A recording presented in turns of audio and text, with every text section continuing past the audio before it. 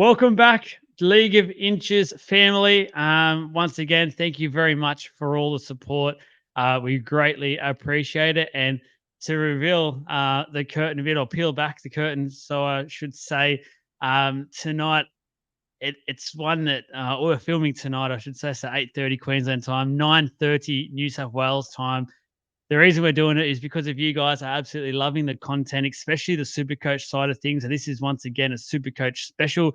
We're going to preview a few of the teams. So we're going to preview Penrith, the Broncos, the Tigers, and the Dragons as well. So stay tuned for all those. But the reason we are both wrecked. I've had a 15-hour day at work, stuck in a truck for most of it, which has been not pleasant. Jesse, pretty much the same, massive day at work, but we knew you guys are loving the content. We want to get some Supercoach stuff out for you this week. Apologies it wasn't a bit earlier in the week where it has been the last few weeks, but we will get back to it. It's been a massive week, but I hope you guys enjoy this episode. Not as much, or nothing in terms of a slideshow or anything for this one, unfortunately. We'll look to get that back next week. Just absolutely run out of time this week, so it'll be much more of an audio video style without any of the graphs to go with it, which we will get back. Jesse, how you feeling, brother? You're pumping up, ready to talk some Supercoach? You know me, mate. Always ready to talk Supercoach. Pretty much nothing else, to be honest with you. I'd be either in bed, if not this. But when it comes to Supercoach, I'm like, nah, its priorities have got to be set. So, yeah, I was very, very keen. I actually walked past my bed to have a quick shower, freshen up before we started this, and seen my bed and thought, damn, that looks good. But then I realized, I was like, no, Supercoach. nope, Supercoach is here.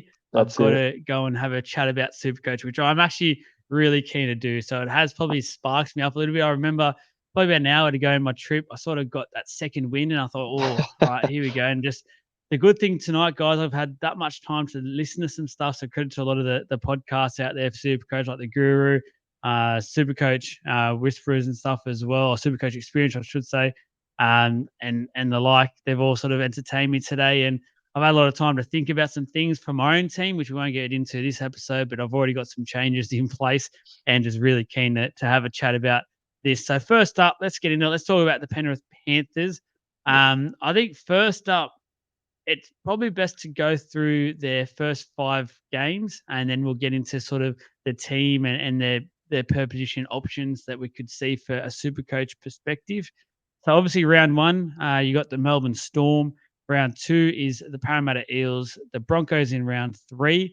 Round 4 is the Sydney Roosters, and round 5, Manly Sea Eagles. So it's quite a tough start. Obviously, round 1 is that Vegas trip. As actually, sorry, no, they're not going to Vegas. So I'm getting ahead of myself. What am I thinking there? But again, guys, sorry, fatigue straight away, but that is a tough start. And we've said this a lot about the top, especially probably the 8 teams of last year. They've all got quite a tough start to the year, especially the top 4. So that's something that we'll probably say a lot about these first 4 teams. But you first look at that, Jesse, does it push you away slightly from maybe starting with some Panthers players, or they've been there, they've done that before, and you go, you know what, they're the team to beat.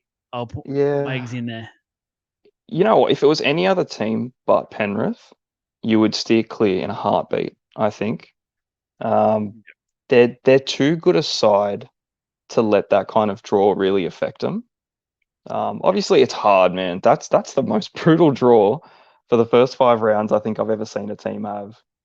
And I can't, besides, like, there's a lot of top teams that have hard draws at the beginning of this year, but that has to take the cake, I'm pretty sure. So it has put us like a slither of doubt in for a few players here and there, but it's Penrith at the end of the day. They're the best team in the comp.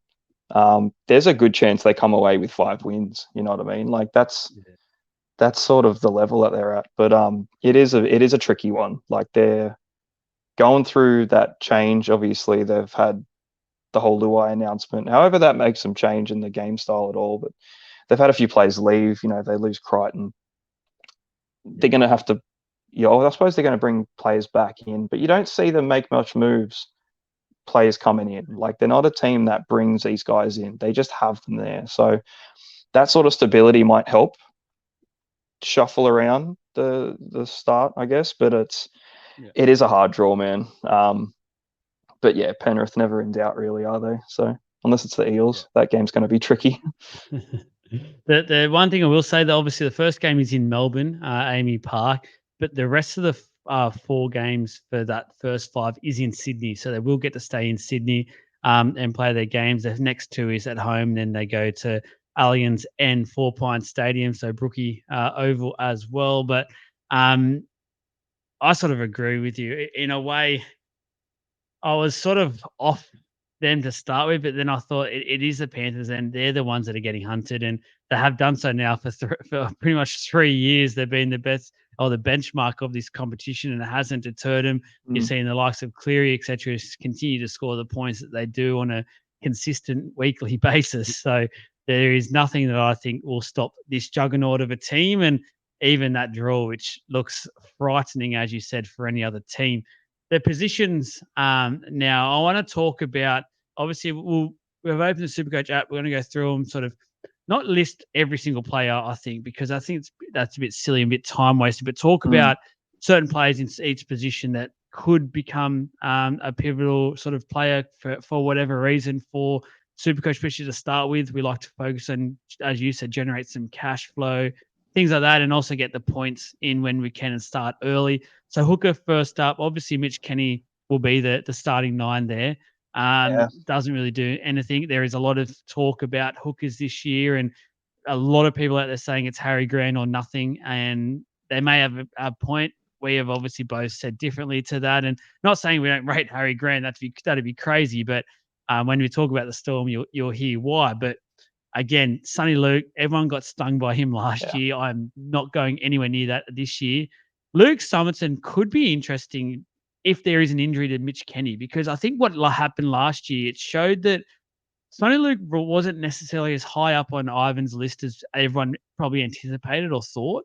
And Summerton's actually got a lot of raps about him and started to get a little bit of minutes at some points in last year. And only the 2 games, but did play some okay sort of minutes in that. But from what I've heard and what I've seen of Luke Summerton, he's actually a very, very good player. And I feel like he could overtake Sonny Luke in this side. And if, as I said, if there is an injury to Mitch Kenny, I'd really watch that space, and he could be a sneaky option.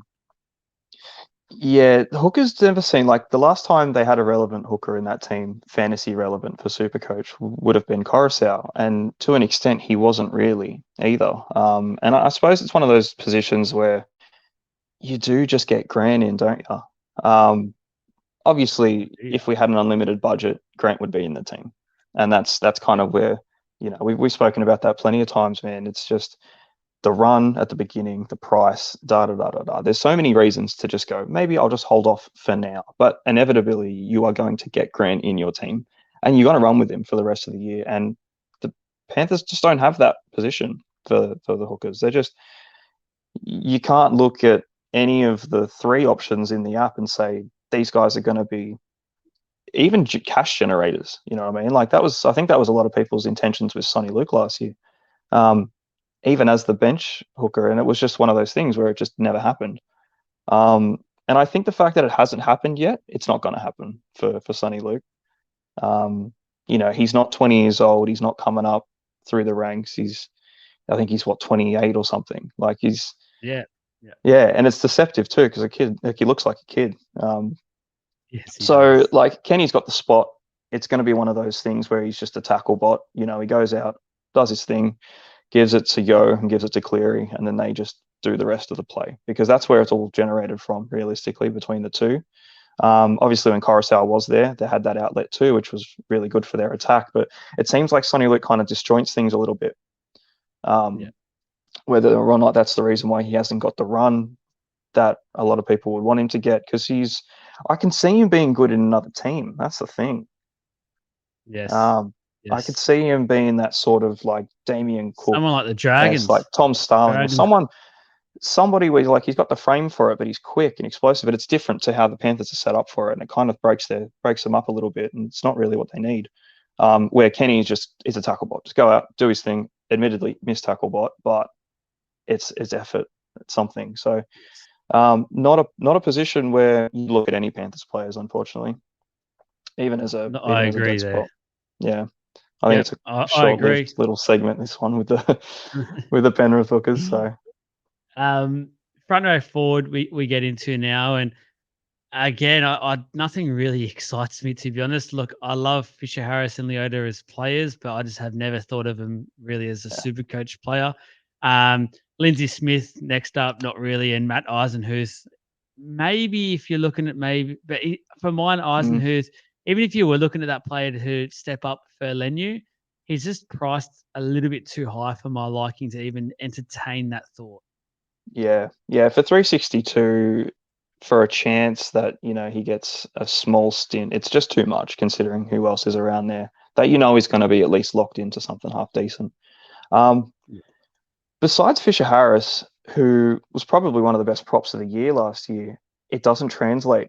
They don't No. translate to fantasy points, man. They don't come out and they get their base stats and they do a shift, but it just does not translate. And it's a shame too, because I really like Fisher Harris as a player. I think he's a great player. And Oh, at he's a gun. He's 515, one of the you're best props in thinking the game easily, easily. And it's like a minimum 8 out of 10 every single time he's out every there, week. every single week. And like that's fantastic for the team when you watch it in real Yeah. life. But it just doesn't sort of work out Not the my other way. super But coach team. exactly, it's just not fair, really, is it? If only they put out like effort points for Supercoach and just bumped up, Oh, that was just a he'd be hard hit. You almost get an first extra picked. 5. Yeah, yeah.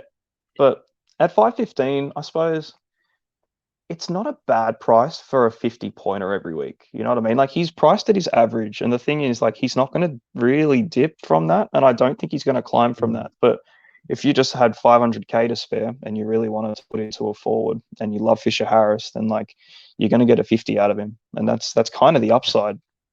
The floor is also And probably 45. So it's, yeah, it doesn't spark joy, unfortunately, man, but he is a gun. So yeah, good one to you're watch, right as but well with what you're saying in terms of especially that position, front row forward.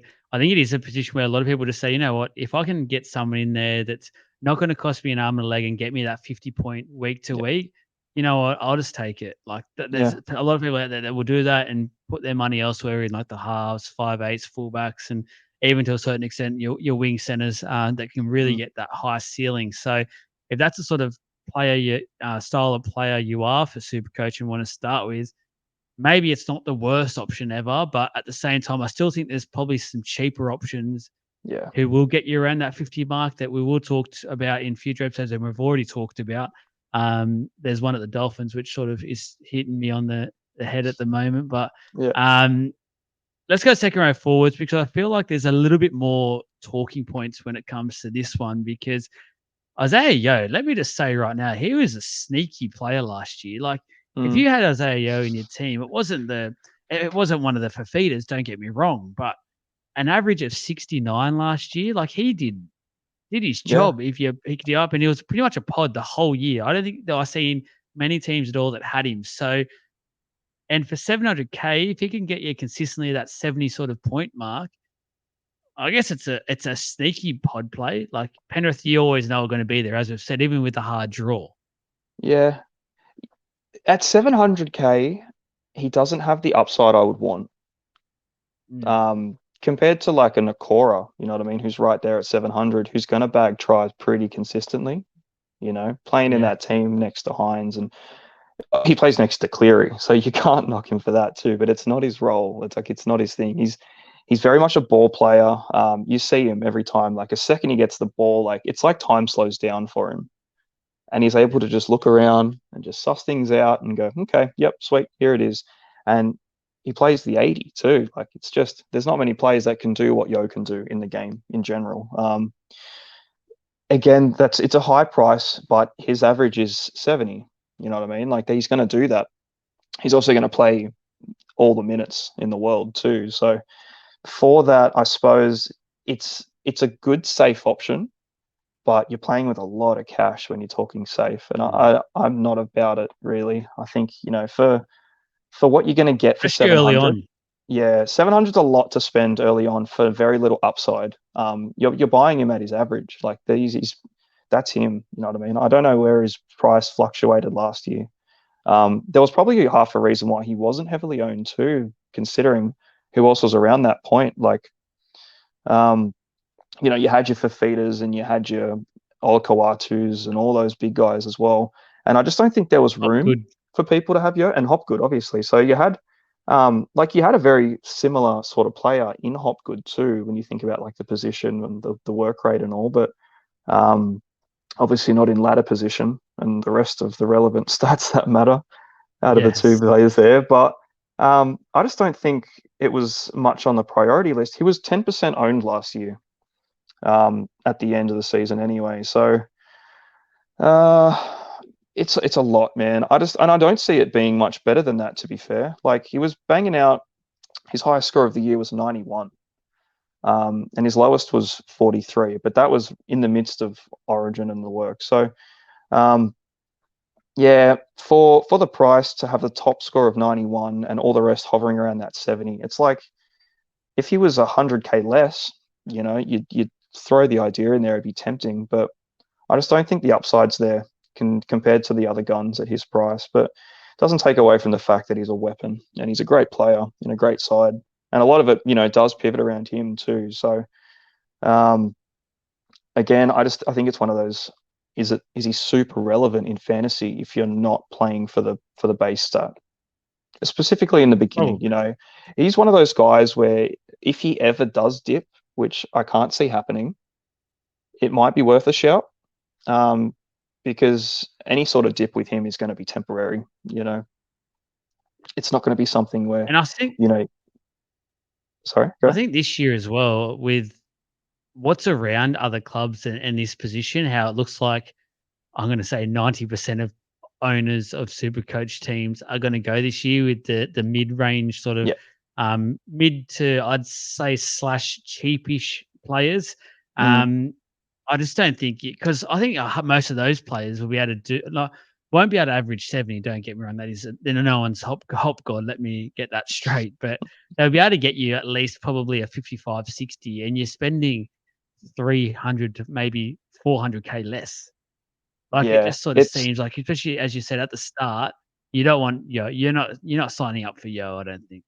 nah, man, definitely not. And like the draw's not easy for Penrith, but that's kind of where Yo's points are in the base, and Yes.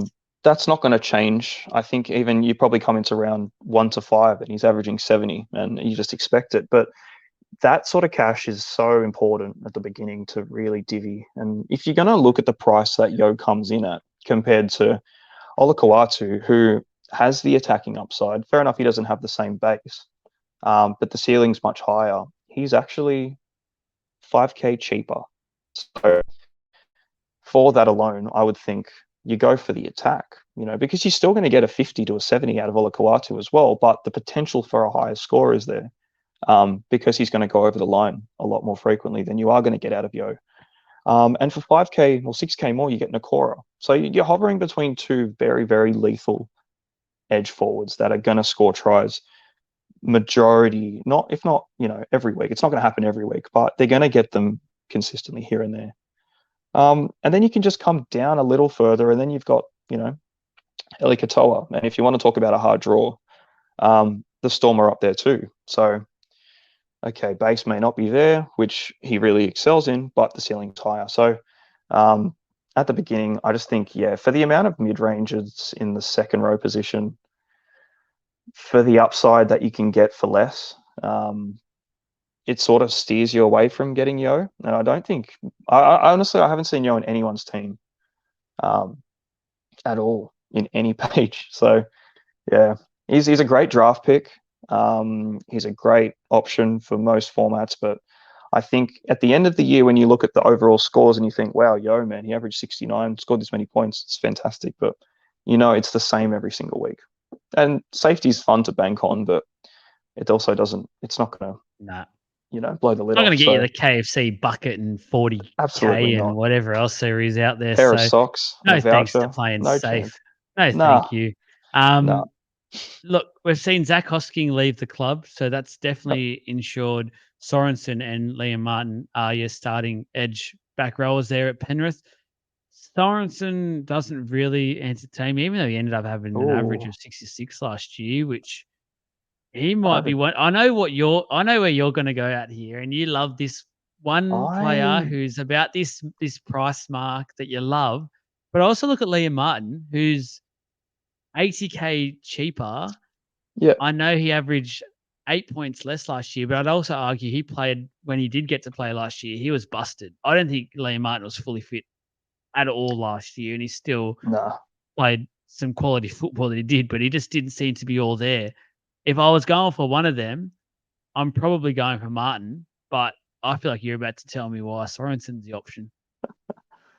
I I look at Sorensen. I looked at Sorensen last year and I thought, there's no way, there's no way he keeps going. But have you actually seen Sorensen's minutes that he played last year? No. Have you seen? You should probably check it out, man, because his PPM is insane. It's very impressive for a player who didn't play 80 that often. Do you You know know what I him? mean? Tell us. Hey, Do you okay, know, do let you me know him right now? Or you, off the top of my head, I could probably I'll go through them, man. I'll have a look for you because it was one of those things where I was looking at and I was going, you know what, man, he has a lot of upside, even still at his price and his output. Because I'll just go minutes, minutes over. well, Um, while you're quickly searching that, yeah, let me just sort of get into your mind here. This is what I love to do, and I know the viewers love it when I do this. I get messages every week after these episodes. You love this one second rower who's in this price range, who has still upside, and you yeah, can flexibility in terms of trades in the future with this sort of price mark. hmm Is he looking like a better option than, say, I know you're South Sydney obsessed at the moment as well, Cam Murray? We will talk yeah, about South Sydney in a few weeks. I don't want to spend too much time on Cameron Murray. yeah. He has a very tough start to start first 5 games as well. Sorensen, I don't know. Like you're starting to get me. Like you're making me feel like Sorensen's your play. Oh, look, okay, so it's not something that I've been going and advocating for a Scott Sorensen play for everyone, but I did have a look at Sorensen and I compared it to Liam Martin because obviously you want to get Panthers players in your team because they're just beasts. Yeah. And then I had a look, okay, so like Hosking's gone, you know what I mean? There's going to be less position rotation for Sorensen, and he's basically made that his now. Like I can't see him going anywhere considering what he did last year. He played quite a few games in around the 60-minute mark and still managed to put out pretty much the same sort of output. Maybe a slight dip, obviously. He's playing 20 minutes less, but it was very close to what he was sort of doing when in those games that he did play the 80 minutes. And, he was occasionally he'd get an attacking stat here and there. But if he's priced at, 65 of an average, somewhere around that sort of thing, Yeah. and he gets an extra 20 minutes a game, almost every other game, that has an upside. It's not huge for like a cash What was his generation side of PPM? things. Did you say Um, that? so his PPM overall for the season, it would have been near about close to a sort of point. Wow. Yeah. Let's Um, just say it's a 0.85. call it point 0.8, for example. I don't know what the actual number is for it, but it was a very, very impressive season for him. And he may do with the positions and the time that he had, but now he's going to get more. He's going to have that position again for a second season, and I don't think there's any competition that he loses that at all anymore. And I can only see his output going up. And I almost can't believe I'm even talking about Scott Sorensen. Me either. 115. This could be a sneaky pod play because it's very unusual. Like I won't see him in a team. I don't think it's going to be unusual to see him in a team, but because there are other players at that price again. Like I do like the Cam Murrays and I do like these other proven guys, but I do see him doing it again and probably slightly more. So snip that and look at it at the end of the season We if he's will. done it or not. But Do you like Liam Martin? Did what I say make a little bit of sense? He yeah, played busted definitely. last year. Yeah, he did. I just don't think Liam Martin's as fantasy relevant as he appears to be when you watch him. Another Fisher Harris. Yeah, kind of. minutes are his thing, injuries are a thing. There's just too many ups and downs with the Liam Martin train to really jump on. And you look at his games that he played last year, and it was so patchy.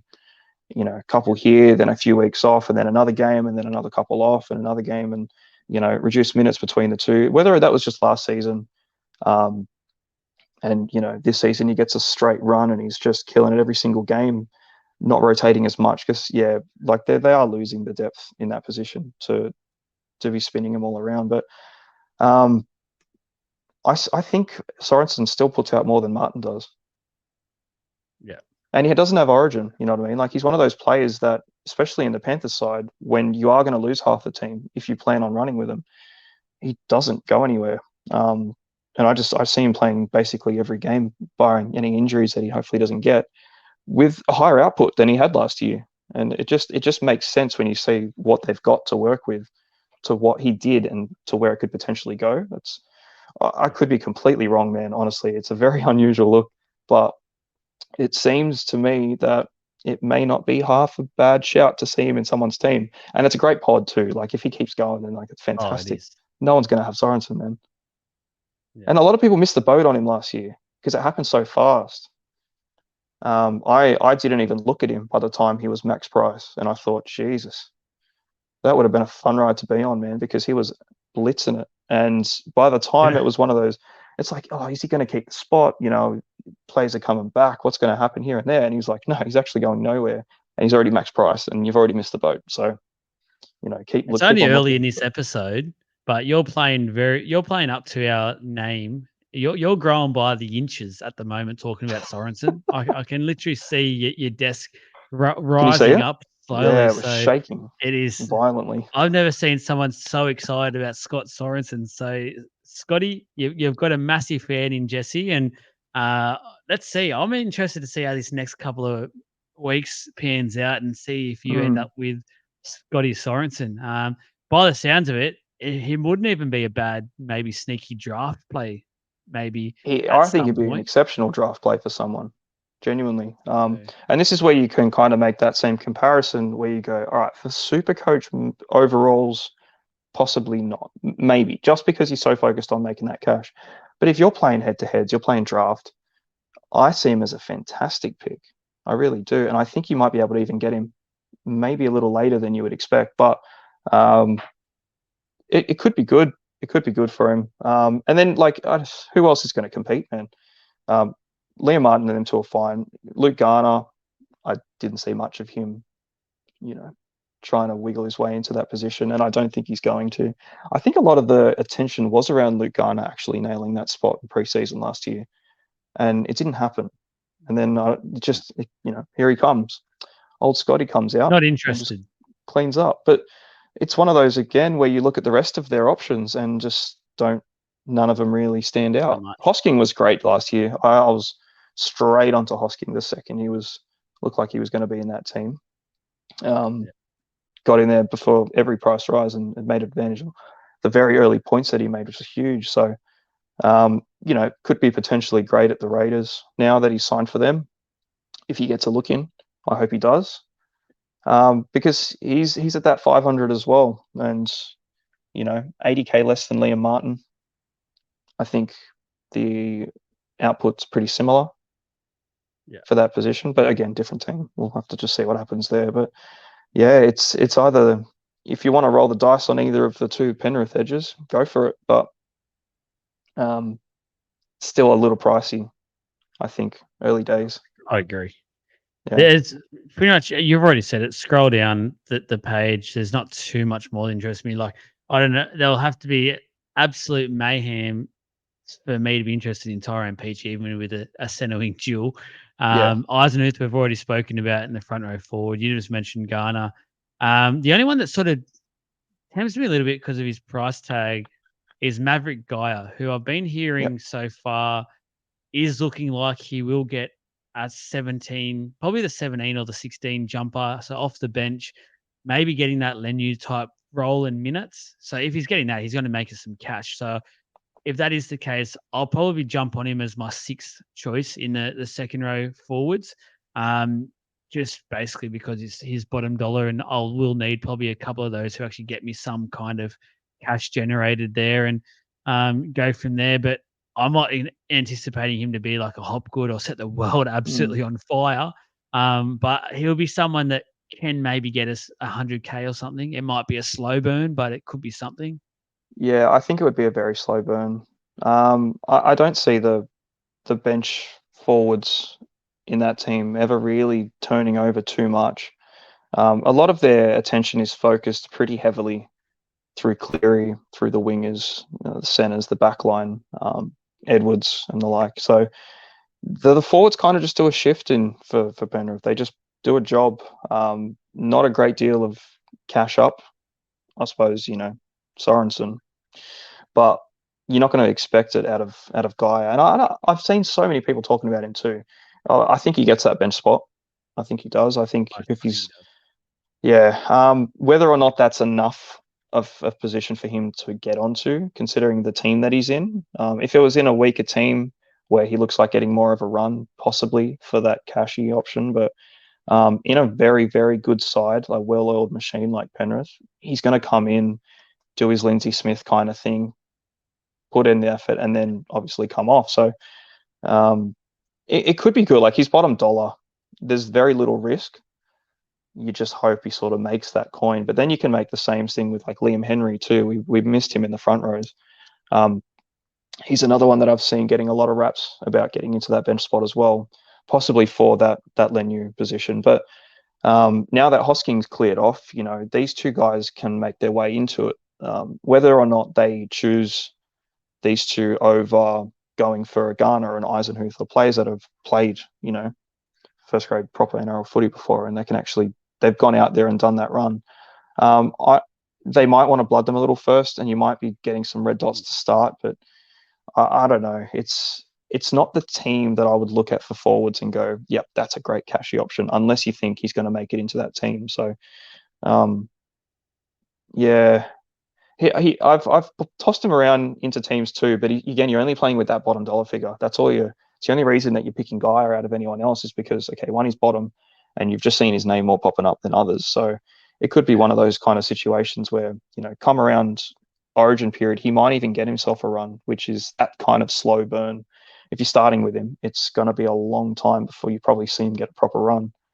But again, he's not going to go down, and you might even be able to loop him if he doesn't get named. And it's handy to have that option sometimes, but again, like, do you want to be looping into your second rows? It's kind of risky. So approach with caution, man. Yeah. Fun fact, I have never looped in my life. I actually don't really understand how it works still. And I've been playing Supercoach for years now. I've never, ever looped in my life. I'm old school. I go with the game. I name my captain. If it doesn't work out, it doesn't work out. Yeah, I believe, I reckon they should do something with vice captain. I reckon vice captain should be like, not double points, but maybe like 0.5 or something. 100%. Like it should just be double and 0.5. I don't know why they haven't done it. Get rid of the loop. Get rid of the loop. I hate the loop. I've lost many times, and it pisses me off by the loop. I feel like it's cheating in a way. Don't hate the player, mate. Hate the game. Look, I got to the position that I got to. I caught 14th last year. I think I looped once. Thanks for the reminder. I looped once, and it was in a round where I only had a starting lineup, so it made no difference. I just did it because I was like, oh, why not? I've only got a starting lineup. So yeah, you don't have to. It's completely unnecessary. But when you've got players like Hines, Cleary, Ponga, like, who needs a loop? Just, he's the best option. Just run with it. Yeah. And if it backfires, like, it's been backfired plenty of times. Jesus, I've captained Hopgood in round 3. Like, I wish I didn't. You know what I mean? A lot of people did. A lot of people would have tried to loop out. Supercoach did. Yeah, exactly. So you just got to bite the bullet and go, this is your choice for the week. Commit, or you loop and then you just jump the gun and you look like a prick. I'm going to try and hold my record as being a clean Supercoach player, hand on my heart. So let's quickly go through the hards, because we will focus a little bit on Cleary in a minute, but obviously there's Brad Snyder as well, and I'll chuck the 5/8 as well. Luai, who hasn't really been Supercoach relevant now for some time. There seems to be just some better options out there. Dane Laurie, priced at 515. So even if with an injury, I just don't think I'll ever go there for Dane Laurie. And Jack Cole, a young guy coming through, young kid. Maybe who knows what happens with this Luai situation. I'm personally still hearing whispers around what could happen. I know Penrith are adamant they will not let him go this year, but I'm still hearing the relationship is a bit sour there, and who knows? Who knows if Luai came out and was kicking stones on the field for the first month of footy? I've got no doubt Ivan Cleary would knock on head office's door and say, "Just we need to let him go." And then if that was the case, I think Jack Cole becomes maybe an option. But let's talk on Nathan Cleary. We have spoken in depth about both him and Hines, the argument there. So I don't want to focus too much on that. I just want to focus more so on Nathan Cleary. He's obviously one of the GOATs of Supercoach recently. He's one of those players we've always said with Nathan Cleary, even for this year, if you pick him now, do not even think about getting rid of him. Even if he starts slow, he will come back and get you what you need. We have said it's a hard draw to start with, so that might impact him. But he will come back. He'll be better for it, and he'll catch up and get you your money back. Never, ever think about getting rid of Nathan Cleary. In saying that, are we starting with him? We're back here again. Well, I don't want to. I feel like every episode we have spoken about this at length, and people are probably going to message me now and go, "We get it. Shut up about it." But I think it's relevant every week. It is the most relevant about to open. choice. It's the most relevant choice, and you're going to get this influx of people playing this thing next week, and is it 2 weeks away? And it's just like, is it Cleary or Hines? Is it Cleary or Hines? What do you do? It's like, get both. Fucking just do it. Just get both. If you don't know, go for both, and then get rid of one if you have to. But it's not going to be Cleary you're getting rid of. I don't want to give too much away, but I'm today in my head talk, my head everything. That's where I'm leaning more towards. I've got to be honest. I'm starting to just think. I'm starting to think about doing some big moves with this team, and damn, I'm because of that reason. Because I just think both players, you just have in and you leave, and I just feel like I always want to have two guns in this position. So why would I then go ahead and try and waste 3 or 4 changes to make it happen? Like, or do I start with Caesar and slowly work my way up to get Cleary? Because I'm starting with Hines no matter what. That draw the Sharks have early on, got to start with Nico Hines. Too good. Yeah, I'm just starting to think Cleary, I can maybe work some stuff around my team elsewhere and make up some points. But Nathan Cleary, he can get me 100 just by being on the field. He breathes and he makes 100 points, man. Yeah. Like, I want to risk not having that luxury there, especially when Nico, because I'm going to have Nico early on. He has the bye. I need to cover that with some decent points. I don't think Caesar will do that for me. I don't want to waste trades. I just need to try and have a bit more of a sit down and think. But back to Cleary. Sorry, don't want to get too bogged down in my thoughts. This is about Cleary. Yeah, it's the hardest decision you're probably going to make at the beginning of the year, I think, which half you run with. The depth is there for halves. You've got choices, and it's so funny too. Like, you go, you're talking Cleary Hines. You've got other halves too. Like, you got other guys there looking at. So that's almost like a pod play in itself, just not getting one of them. But I think you do yourself an injustice if you don't pick at least one. The Sharks draw is fantastic. That is a ball. Someone has massive balls. They're huge. They're like goat balls. They're like mangoes. If you've just gone out and go, you know what? I'm just going to run with Cherry Evans and Mitch Moses, both of them. Forget these other two. Imagine if it worked. Imagine if it actually worked out. Imagine if they brained it. That would be just the biggest. I would idolize that player all year. He would be. I'd get a photo of him and I'd stick it on on our podcast thumbnail every week. Every single week, just in the corner. If you do start that and it works, send it to the page. Your picture will advertise you on our podcast. Yeah. And I reckon there will be people that do it. There'll be people that go against the grain of the Cleary Hines discussion. And they do run, because do you understand how much cash that frees up for team building? Going from someone in the 900s and just running, I'm just going to get I'm just going to pop old mate in there for 650. You know what I mean? Like that's immense. And you try and find 200k without them, it's near impossible. So if you just don't have them, like I've seen teams without Cleary and Hines, and they look unbelievable. But again, like then you kind of make that same point. Okay, this half that I've got is going to score me maybe on a good week. You're going to get 80 out of Cherry Evans, fairly on a decent run. How much more is Cleary and Hines really going to get you than that for the price drop? Like, is that extra 10, 20 points of consistency worth a couple 100k? Where that couple 100k could be put into someone who's fluctuating from 20 to 30, 40 points up into the 60, 70s in your center wing, something like that, because that's such a big divide. So I don't want to play the devil's advocate with it because I'm definitely going to have one of the two. But you can kind of understand why, you just come down a little bit, and the grass is still pretty green, because they're not bad players, but I feel dirty not having one of those two in the team. And I was going I to think say, I've got to stop you there because you're actually starting to make too much sense with that. And no, do not it's brainwash just anyone out there. Start with I know, one of right? them, please. You got to Start start with with one one. of Start with one. You've got it. them. Like they're the best players in the game, and you look at their Yeah. averages. You got 95 at Hines from last season, and you've pretty much got 90 from Cleary. They played one game apart. 20 games, 19 games. Obviously, Cleary has his Origin run. Hines didn't, but he also started injured, so that's where his games at the beginning have dropped off, and then obviously the rest of the year came up and then dipped at the end. So the next player down was Estre at 77. So you're Yeah. talking 15 points for the difference of about 130k. And the thing is, just my quick point before we move on positions.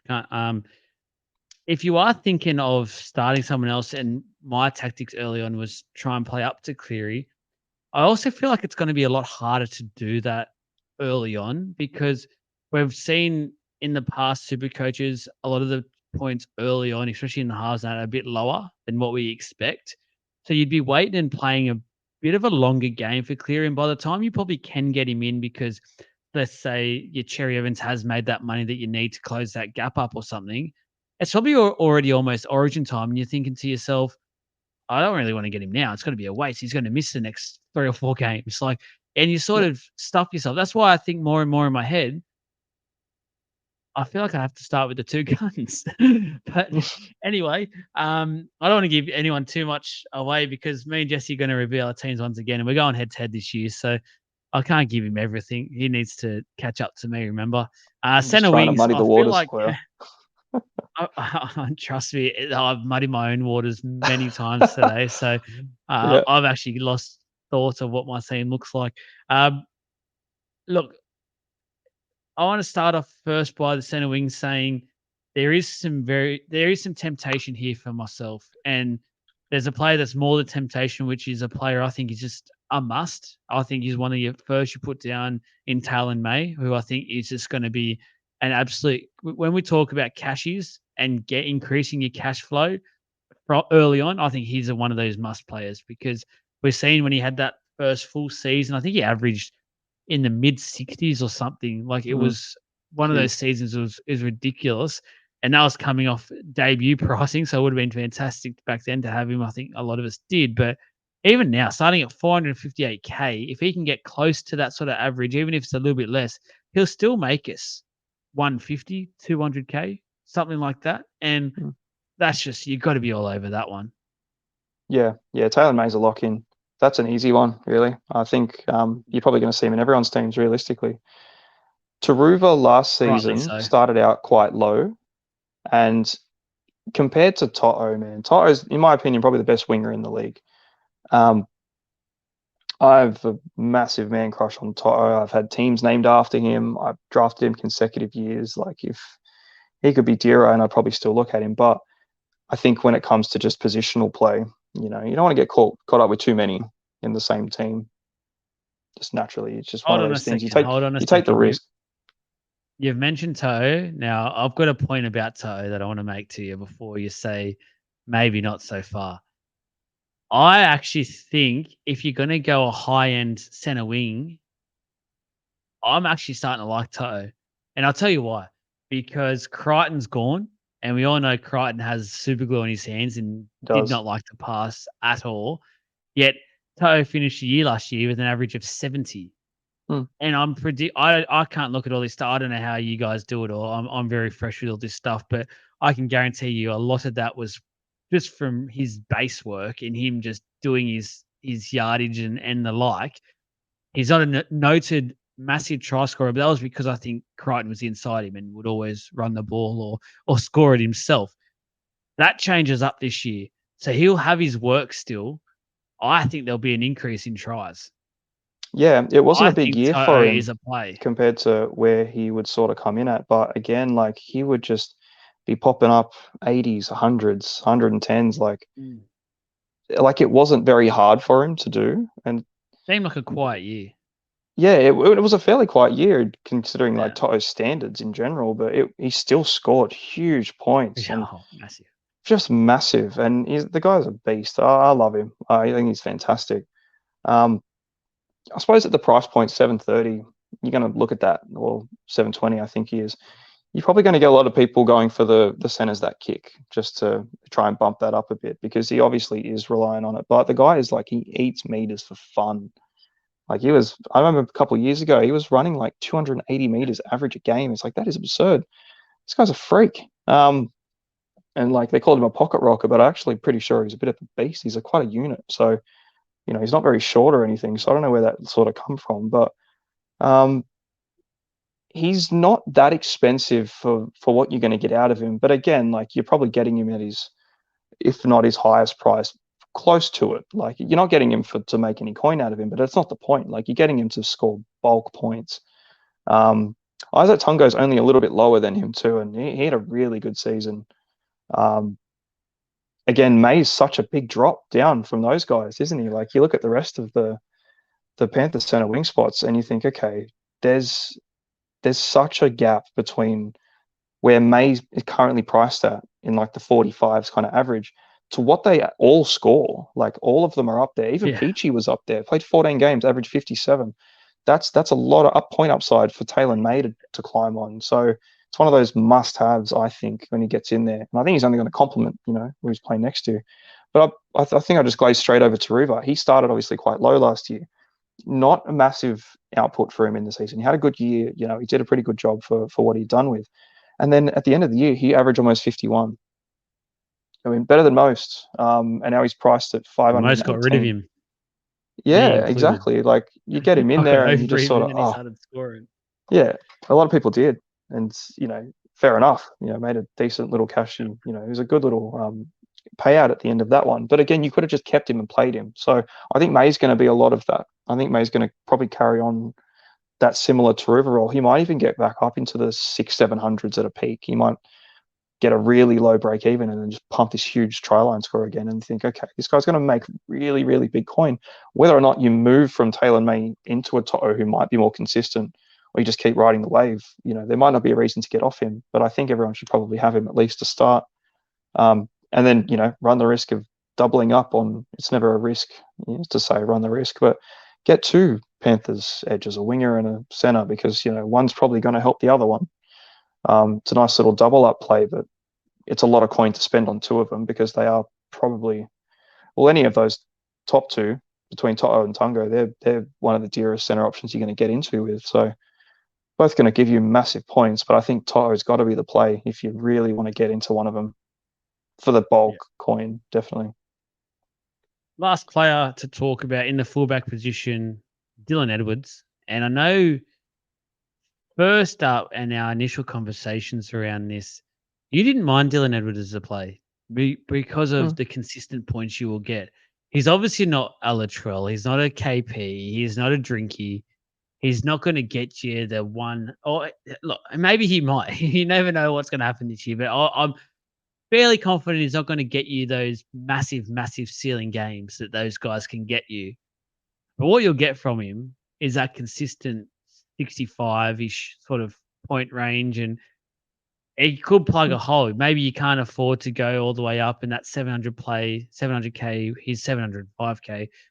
That might be the play that you need to do. And if that is what the money left in your bank is, by the time you do your team, you can probably be. Uh, I don't think you'd be over the moon, but you wouldn't be kicking stones about having Edwards either. Oh, yeah. Go and kick rocks. Nah, he's a great play. If that's what you've got to afford with, like he's a good player, man. Like he's going to play every single game. Seems like he's bulletproof at the Yeah, moment. He's going to pop out a 70 pretty much every single week, and then you'll get that occasional 100-pointer where he's a couple of yeah, tries and assist, that kind of thing, and that's never a bad thing. Just depends on how your team's structured, and if you need that consistent base, or if you can afford to run a little bit more risk. You've got other players at the 700s. Tedesco's close. You go down to Shans if you want to roll that dice. You got Pappenhausen even lower. Again, riskier, a lot riskier. So that's kind of where you go, okay, I don't mind the 700 for Edwards, but you can also go up a smidge and get into that high ceiling bracket too. yeah. Yeah, it's not the most exciting play to plug into your fullback spot, but it's definitely not the worst one that you could get in with. So just having a brief look. Yeah, Tedesco's just 2K more. Latrell's 90K more. Yeah, you go down. I don't like anyone Nowhere. below. Nowhere. So, and Nick Meaney, Jesus, I suppose he's priced off fullback points from last year, but he's not going to be there again. So, yeah, at the 700s, it's him or Teddy. Or you go down a little bit. And do you prefer the consistency of Edwards, or do you play the Teddy game?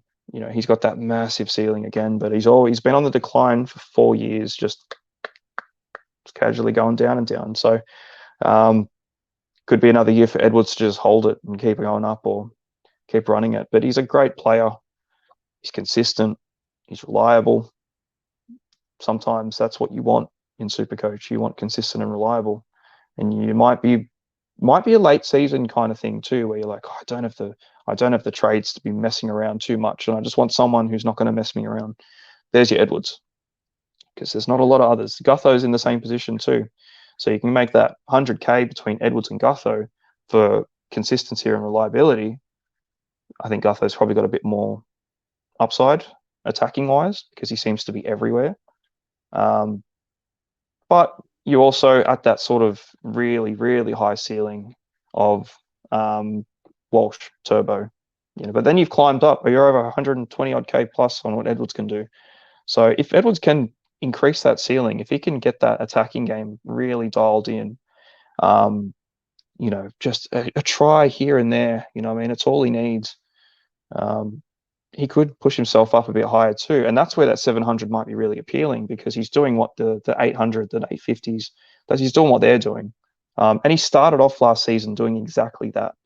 He was probably the most in-form fullback within the first few rounds. Nothing says that he can't do it again, but that draw's really rough, so might not be worth it for that sake. But yeah, good player. I think that's it for the Penrith Panthers. I think we've done quite a good job there. Anything finally you wanna mention or discuss around the Panthers?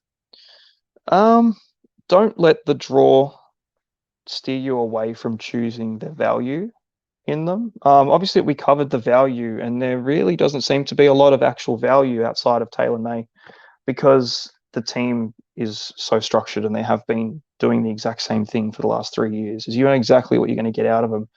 You know what you're going to get from Cleary, and that's amazing points. You know you're going to get from To'o, the exact same thing. And obviously, Taylor May comes in at a really nice price. So I think out of anyone, you're probably looking at those three as your potential go options. Obviously, Edwards, if you were priced into it, I think he's probably a great pick too.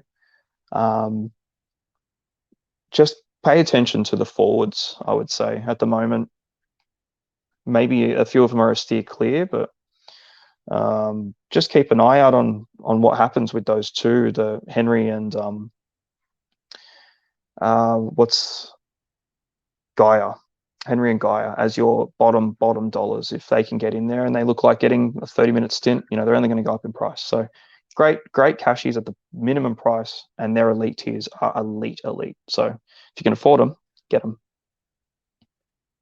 And I think we've discovered a bit of not a love triangle, maybe just a love affair between yourself and Scotty Sorensen. So we'll keep an eye on that. We'll Keep keep an you eye on it. updated, viewers, Yeah, just over the next few weeks, how this love affair between Jesse and Scotty Sorensen is going. But hopefully you've calmed down by then. Let's talk about a team that isn't as exciting as the Penrith Panthers, but also a lot to talk about in terms of the future. Maybe not for this year. Maybe a lot of players playing to want to be there for 2025 and beyond. But the West Tigers, I'd say let's start from fullback this time and work our way up to hooker. And Dream Buller, the young gun, obviously, I think majority of super coaches had him at some stage last year and rode that train of basically just going head and straight to the bank with it. yeah, it's Some huge. people actually kept him and stayed with him throughout the rest of the year. And he didn't do too badly. Like he ended up with playing 18 games, averaging 57 last year. And he's priced at 583K. So quite a way down on a lot of those premium people that we have spoken about. And if you can afford it, you obviously go for. There's not many worlds that I can see people wanting to go out and start Buller from round one. No, he's priced up too high. He's lost his appeal, unfortunately.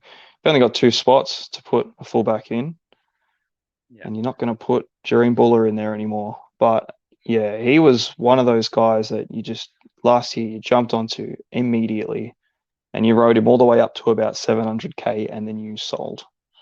And then the dip happened. And if you didn't sell, the writing was on the wall with that one. He'd maxed out, and what a gift to the wallet last year that was for everyone, really. But for everyone who really got onto him that early. But you still had 2-3 weeks to still jump onto him when he come through. You could see exactly what was going on. But again, he is priced up at that point now. I think there are better options at 580, maybe not better options at 580 specifically, but I think if you've got 580, you can go down to Jaden Campbell, who has more upside potentially in a bit of a better team, and he's 100K less. That's an easy pick. You can go up a smidge more and get into the Pat territories too. So it was fantastic last year. He was a treasure. I just don't think anyone's going to have him this year in not a very great team. So bit of a shame. If he was lower, you know what? If he can dip hard again, you ride the market straight back up. So have to just see what happens there. Back to the bank. Yeah. If only this is real money we were talking about. Sometimes I just how good would it be? Oh, it's so center easy. wing. To be honest, no. Is there anyone that stands out, mate? Not really at all. I'm happy to not really talk. There's one player that actually does a little bit. Is a cheapy option potentially. Solomon Alemalo, the New Zealand rugby convert. Yeah. I'm actually hearing a little bit of whispers, especially what happens with this Nofaluma situation, which I'm hearing more and more. Tigers want to basically push him out the door. If that does happen, I think he becomes a sneaky option to start. And I'm hearing a lot of good things about him.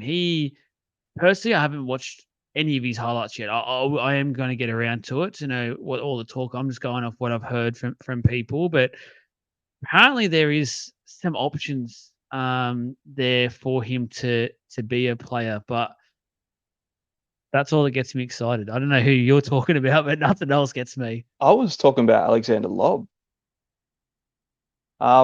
This is like the Cup Player of the Year last year. You know what I mean? Like from the Dragons. So like you've got a bit of talent there going on, and I don't know what their plans are. You look at their whole list of them, and you think, Jesus, this team is destined for a spoon again. Really, unfortunately, there's just nothing in there, and I don't know. I don't see how it gets any good, to be fair. But that's where you go. You know what?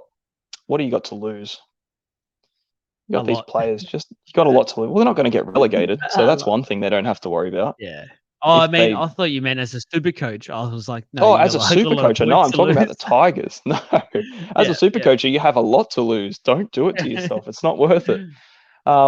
But as a team, like fair enough, they've gone through this massive change. Like you just keep changing things, keep just throwing new people in there and just see what sticks. And I think, we might see a bit of that. It might be worth it because they are all really cheap. Probably for a good reason. They're probably not going to do a great deal for you. You'd probably get some funny looks if you're saying, "Oh, I'm going to grab that bloke from the Tigers this Yeah, week. He looks like a great pick. He's going to make that bucket load of cash for me." You'd be like, "You're out of your mind." You yeah, know, yeah. it's your first day. Are Probably the not. only player that as it is at the Tigers now, obviously Justin Olam, which isn't in this list, so we would Mm, have to go to the Melbourne Storm and check that. But yeah, again, in the Tigers lineup, I need to at least see what they're going to do for the first 8 weeks or 10 weeks to know that it's going to be consistent. And then maybe look at that. But I'm not looking at any backline Tigers players. I can't do it to myself. no, Quickly, the halves. We can just talk about the 5'8" because the two halfbacks on the list are both dual with the 5'8" position. So you've mm, got Jaden Sullivan was the big name half signing until now. They've got a guy called Luai. Dewey, do not even worry about him. He still won't be back for at least halfway through the year, from what I'm hearing. Latu Fainu, priced at 204. mm. This young gun that they've signed that now they've all of a sudden got 6 halves. So I don't know what the plan is with him.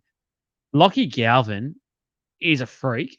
Is I don't know. Like I understand Fainu is very, very good for his age. I've heard Galvin is just as good, and they've already had him in the system now for years. So I don't know what the hell is going on at the time. Now, obviously, there was a Yeah, lot going on last year. They've cleaned a lot of the shit up and got rid of a lot of people.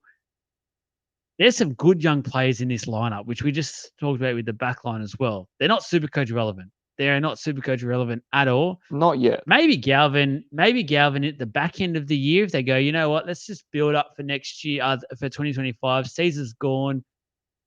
Maybe Sullivan, who knows what happens with him? If he's on the money that we've heard about, 550, 600 or whatever, I'd be trying to get him out the door. You can't keep him for that when you've got Luai. Mm. Maybe Galvin becomes an option down the track. Who knows? From what I've heard, he has the goods. So it would not surprise me. They need to keep him. There's already clubs knocking at the door saying what's going on with him. So they need to make sure they. And when Dewey does come back, he'll be a center. I don't think he'll be in the halves at all. That's a fair point with Dewey. I reckon he could do a pretty good job in the centres. Thank you. Wait, yeah, I don't see why he couldn't. Obviously he's been popped around everywhere. I I think he'll think he be a just center. needs to. I think he just needs to get playing some footy again. I think it's been so long for him. Because he And the has thing was, those I feel moments for him. too. Like, He yeah, was you heart and see soul. him He when was he's, crying in the sheds after losses and stuff. Like I feel like yeah, he I was wears saying it, like man. he should have been the captain. Especially with that team too. And there would have been a lot of those losses, and you're not getting a lot of effort from these players because they just go out there and get battered, and it's defeating. You think you're going to do this every single week, like you're just collecting a paycheck. But then you got players like that, and you can tell that they want to win a game. I remember Hastings doing the same thing when he was there. Going out there and pumping everyone up. So like it's good to have them plays around. Um, I started last year with him as my 5'8", and I was like, I'm happy with that. Really good, and he did some really good things, and then he got injured, which seems to be his story, which is a bit of a shame. So I hope he comes back, and I hope he does something good. Because I remember seeing him at the Rabbits, going, "Oh, this guy's all right. Kicks like pretty much nails everything. Good little pickup for the Tigers." And then yeah, the rest is history. But you're right about how many halves they've got. It seems unusual It's that they keep ridiculous. signing these halves if they've had these players there ready to go and they're just not giving them a run. But yeah, the team's obviously had a massive clear out, or the club itself, Yeah. sorry, and obviously for the better if that's what they've been doing. So you might start to see a bit of a tide turn, see these guys get a run. Whatever See, happens to let's Dewey, let's talk about don't know. the one player that's probably relevant. I think will feature in a few Supercoach teams, especially early on, is Aiden Caesar. Mm, Priced at 345K. Obviously didn't play last year, so we have none of the 2023 averages to look at. For 50K less, you can get Sullivan. I think Caesar will have the goal kicking, especially while Dewey's out. So that could be a reason why you might go in for that cheap option if you can't afford anyone else and you've had prices, you've put money elsewhere. Um, the more I think about him, though, I've currently got him, the more I'm trying to get away from him. First Mm, of all, obviously, Tigers had that bye round one, which is yeah. painful. I don't really want to have any Tigers players to start with because of that reason. Um, and yeah, like in theory, you go, yeah, goal kicking, awesome. Realistically, how many tries will the Tigers score? Not Like, many. I made the okay, he's got exact a same goal kick. comment too. The one He's or got a two they goal get, kick, but what? it's 2 What? points. It's He's gonna get. fantastic. Goodness me. Yeah. So I'm just that's why again, that's the other reason I'm leaning towards just going the two guns and just working out what else to do with my team later.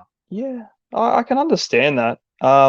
Obviously, like Caesar's cheap and he's dual position 5'8". There's not many of them. That is where his upside. That's where that's where you'd sort of go, oh, all right, cool. I'm just gonna have to plug him. You don't want to. I don't think anyone picks him out He's of also choice. old. Yeah, He's old now. there's He's not a lot there, fragile. and you look at like the Raiders stuff, and you think, okay, it wasn't that great either. But because of where his price point is, I just don't see him losing anything. If you didn't have Yeah. anyone better to play, you have to play him there. If you're playing him at 5'8", you're probably going to get away with Kyo Weeks as a better pick for the same because he's a bit less and he's not going to average 20. He's still going to do a little bit more than that. So that potential cashy might be still there. But again, Caesar has more opportunity to score those points. He's not in a great team to kick those goals, but um, it's just that position where you're like, it's not exciting. I don't have any cash left. Um,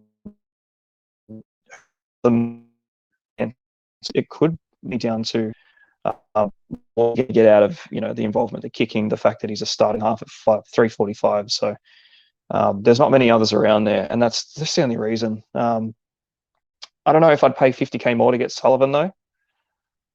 No, Do you think? neither. Yeah, it's not a team that you want to be putting that coin into, specifically with a round one bye. But I think the Caesar play is not a bad one for the round one because the chances are you're going to have Cleary or Hines as your half, Yeah. and it's not going to be the matter anyway. So he's not a player you. And if you have to bug someone, yes, you can do. But that's kind of it, really. There's a better pick than I'd like to see it for the 300s, but mainly in half. I think he's better as a half plug than he is a 5'8" plug. I think you've got better options at 5'8" in the cheapy range because of all those Raiders 5'8s that you can put in there. I think if you needed to play a cheap half and you were going to do that really expensive one and a cheap other, I think he's good there.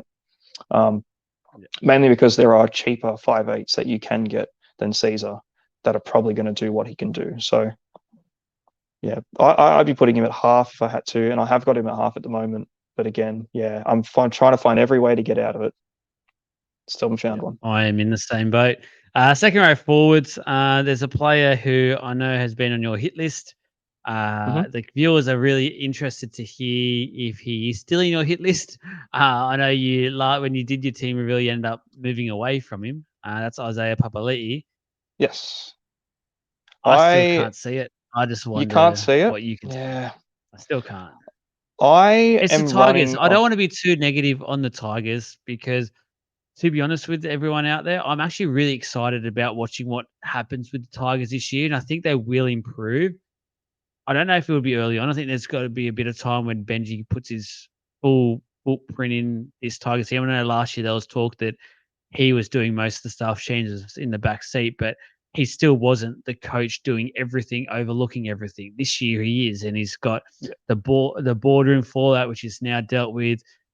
I'm really excited about what the Tigers have to come in the future. I think there's a lot of really good kids coming through, but I just when we're talking super coach like we are in this episode, I just can't go near any Tigers players.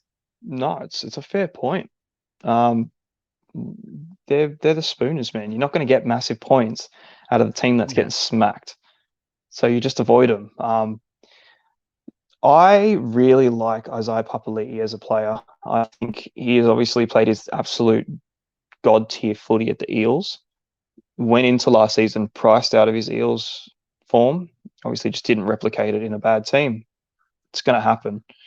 I hope he gets better than that. Like when he was at the Eels, he averaged almost 80 2 years in a row. Yeah. Now he's gone to the Tigers. He's gone back to what he was doing at the Warriors. So whether or not the Eels was the outlier for him and that made him a really good player, and now he's just gone back to what he was doing, or if he's just a great player and the team around him is shit and it's not going to happen for him there. Either way, he has the potential to go massive.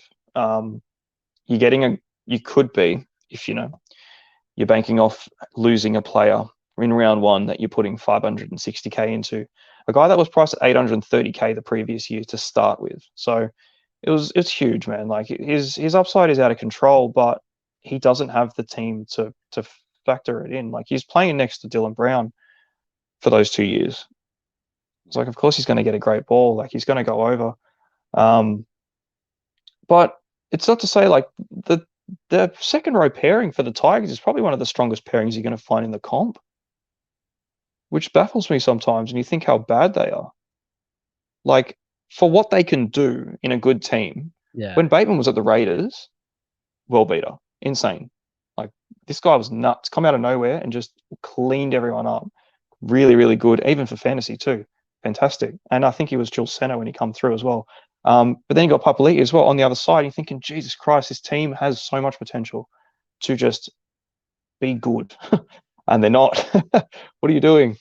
Whether a lot that was the coaching, they've got the back line is just not there. And, whatever it is, man, they've got some good players there that could go up. I had Bateman for a long time last year. I didn't have Papali'i. And I looked at the two of them and I was going to get one. I don't know what the reason was at the time. I think the price down, they dropped a lot. And I think that's kind of what you can look forward to with a team like this, is the fact that these guys are probably going to drop in price, you hope. And if either of the two between Bateman and Papali'i come into a really attractive price bracket, I don't see that being a bad option to get either one of them, depending on the fixtures and the run. A 55 average from Papali'i last year isn't fantastic. There's a lot of players that'll do that. Bateman was only slightly better at 61. So, the problem is there's so many other players to pick from that, it can be made easy to go, I don't want a Tigers player. Whether you don't want to watch the games, what the result's going to be before the game even starts. It's fair enough. But the upside could be there if they were good. And you might see that in a couple of years' time. You might see if they hang around those two for the next 2 seasons where you've got Luai in now and, things are going to shift around and change. They could do better. I don't know how much better it'll be. They've lost Sean Bloor, so, the thinness is there now.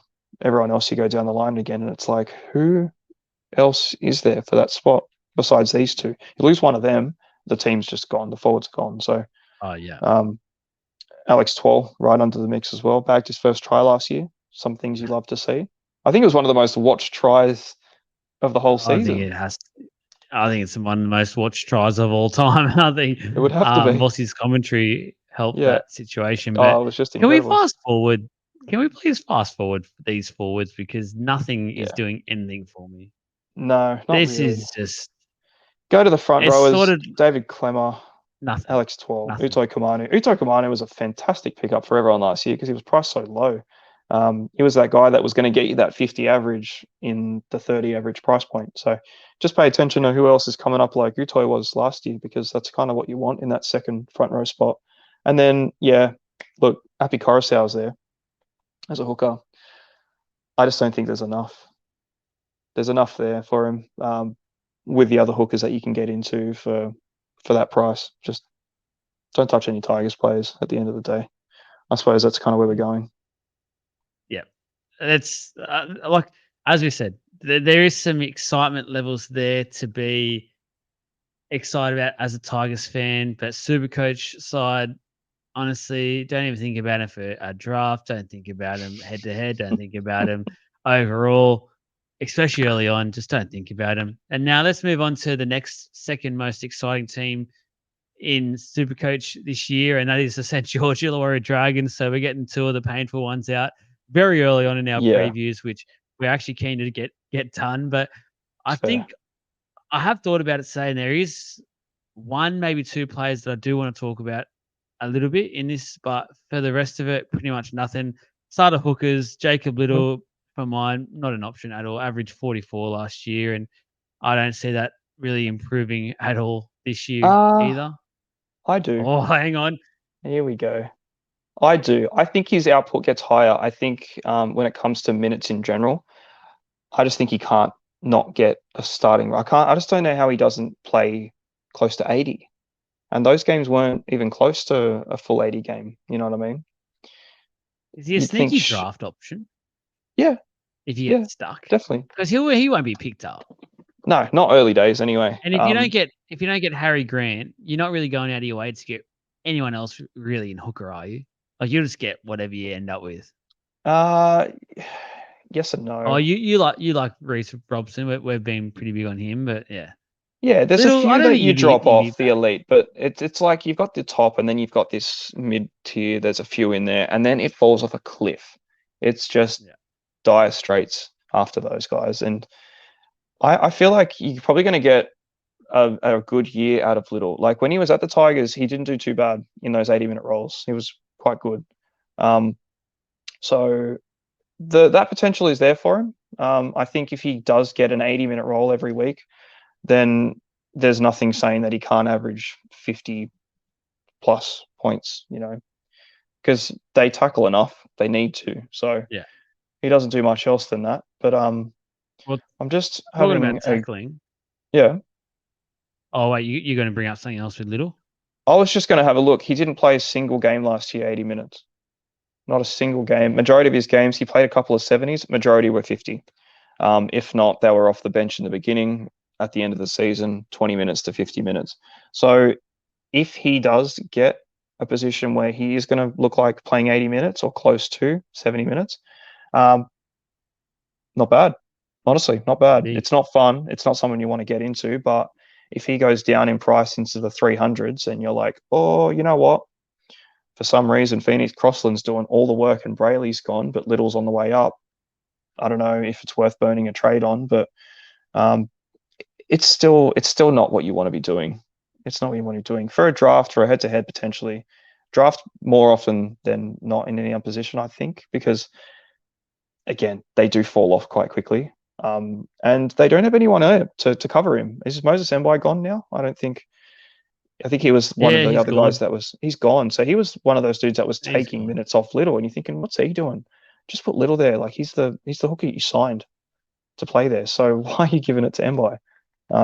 But now I just don't see anyone taking anything off him. So if you're going to see a year out of Little, this should be by right his best year at the Dragons anyway. I can't buy into it, but I respect what you're saying, and I mean, Oh, I'll I'm not look saying into that. forget your Grants and forget your Marshall Kings. Get on Little. Do not Yeah, do that. But just expect him to be you make a better this valid year. point. Yeah. Yeah. Talking about tackling, I was trying to segue there into the front row forward, and one player that I do want to talk about that does tempt me, Jack DeBellin. Mm. All only because I know for a fact in this Dragon side, if he's going to be playing 80 minutes regularly, which I don't know if he will or not, like that's not a given yet. If he does play the 13 role, then perfect. He'll be doing a shitload of tackling. Oh, He'll be getting through a shitloads. shitload of work. He will be doing a mountain of base. And I know he's not going to get me ceiling, but he might, as I said earlier, like he might be one of those forwards that just gets me that 55 to 60 week in, week out, and I'm happy with it. Like, okay, at least I Mm. know for sure what I'm going to get out of him. And he's only going to cost at the moment 582K. There is, as you said, there is probably better players a bit further higher up where you can get a potential higher ceiling, but there's no stress involved. Like you literally just be Yeah. putting him in, going, all right, 55, 60, thank you. But that revolves around minutes. If it goes to like a 65, 60-minute roll and Flanagan doesn't want to burn him out, no chance. No chance. Even though he'll get through a bit of work, he'll need that extra 20 minutes in my eyes to really get the points that I need to make him relevant. But I think it's one to watch early on and just listen to some press conferences and stuff and see what the plan is around him because he might be a sneaky pod. Yeah, I think he might be too. I like him at that price. I do. I had him last year as well, and I wrote him out for the to the end of the season from maybe midway. So I saw the ups and the downs on him, and he had in the middle of the year, man, he was killing it. He was killing it.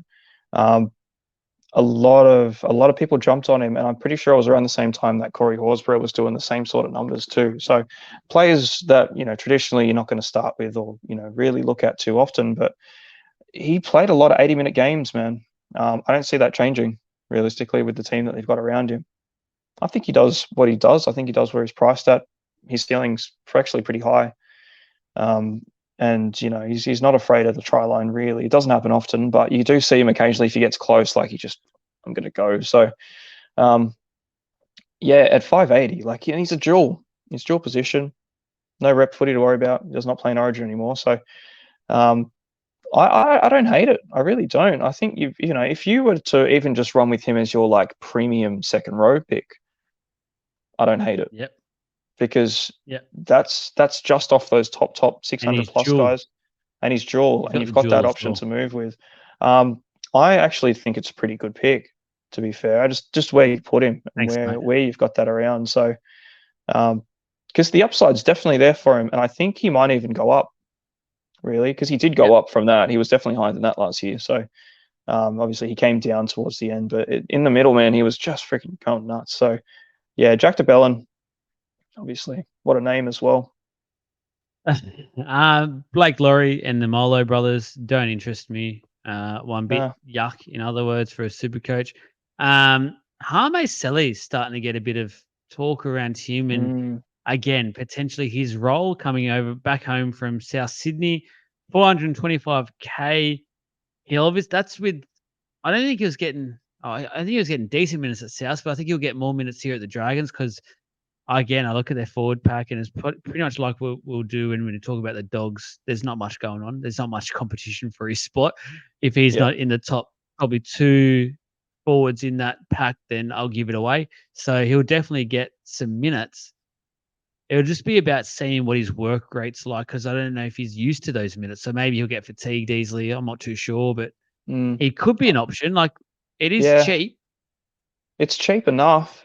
It's there's a lot of talk about Harmy Selly for 425. You know who I'm taking for 425 in the front rows, man. Been a big advocate for him, and I'm starting to see his face pop up everywhere. But it's Totola, So You started the movement. I honestly will oh say right now, you don't want to give yourself credit, but ever since it was last week, the team yeah, we reviewed yeah, our yeah, teams, and as you said, literally have seen it that day, like the day after I uploaded it, and straight away there was just Totola yeah. everywhere. Totola everywhere. I don't know. The good thing that the Dragons have going for them is their draw to start is quite, I wouldn't say easy because it is the Dragons, but Yes, it's easier than I did most. forget to say that. Yeah. Yeah, the draw is quite good for them.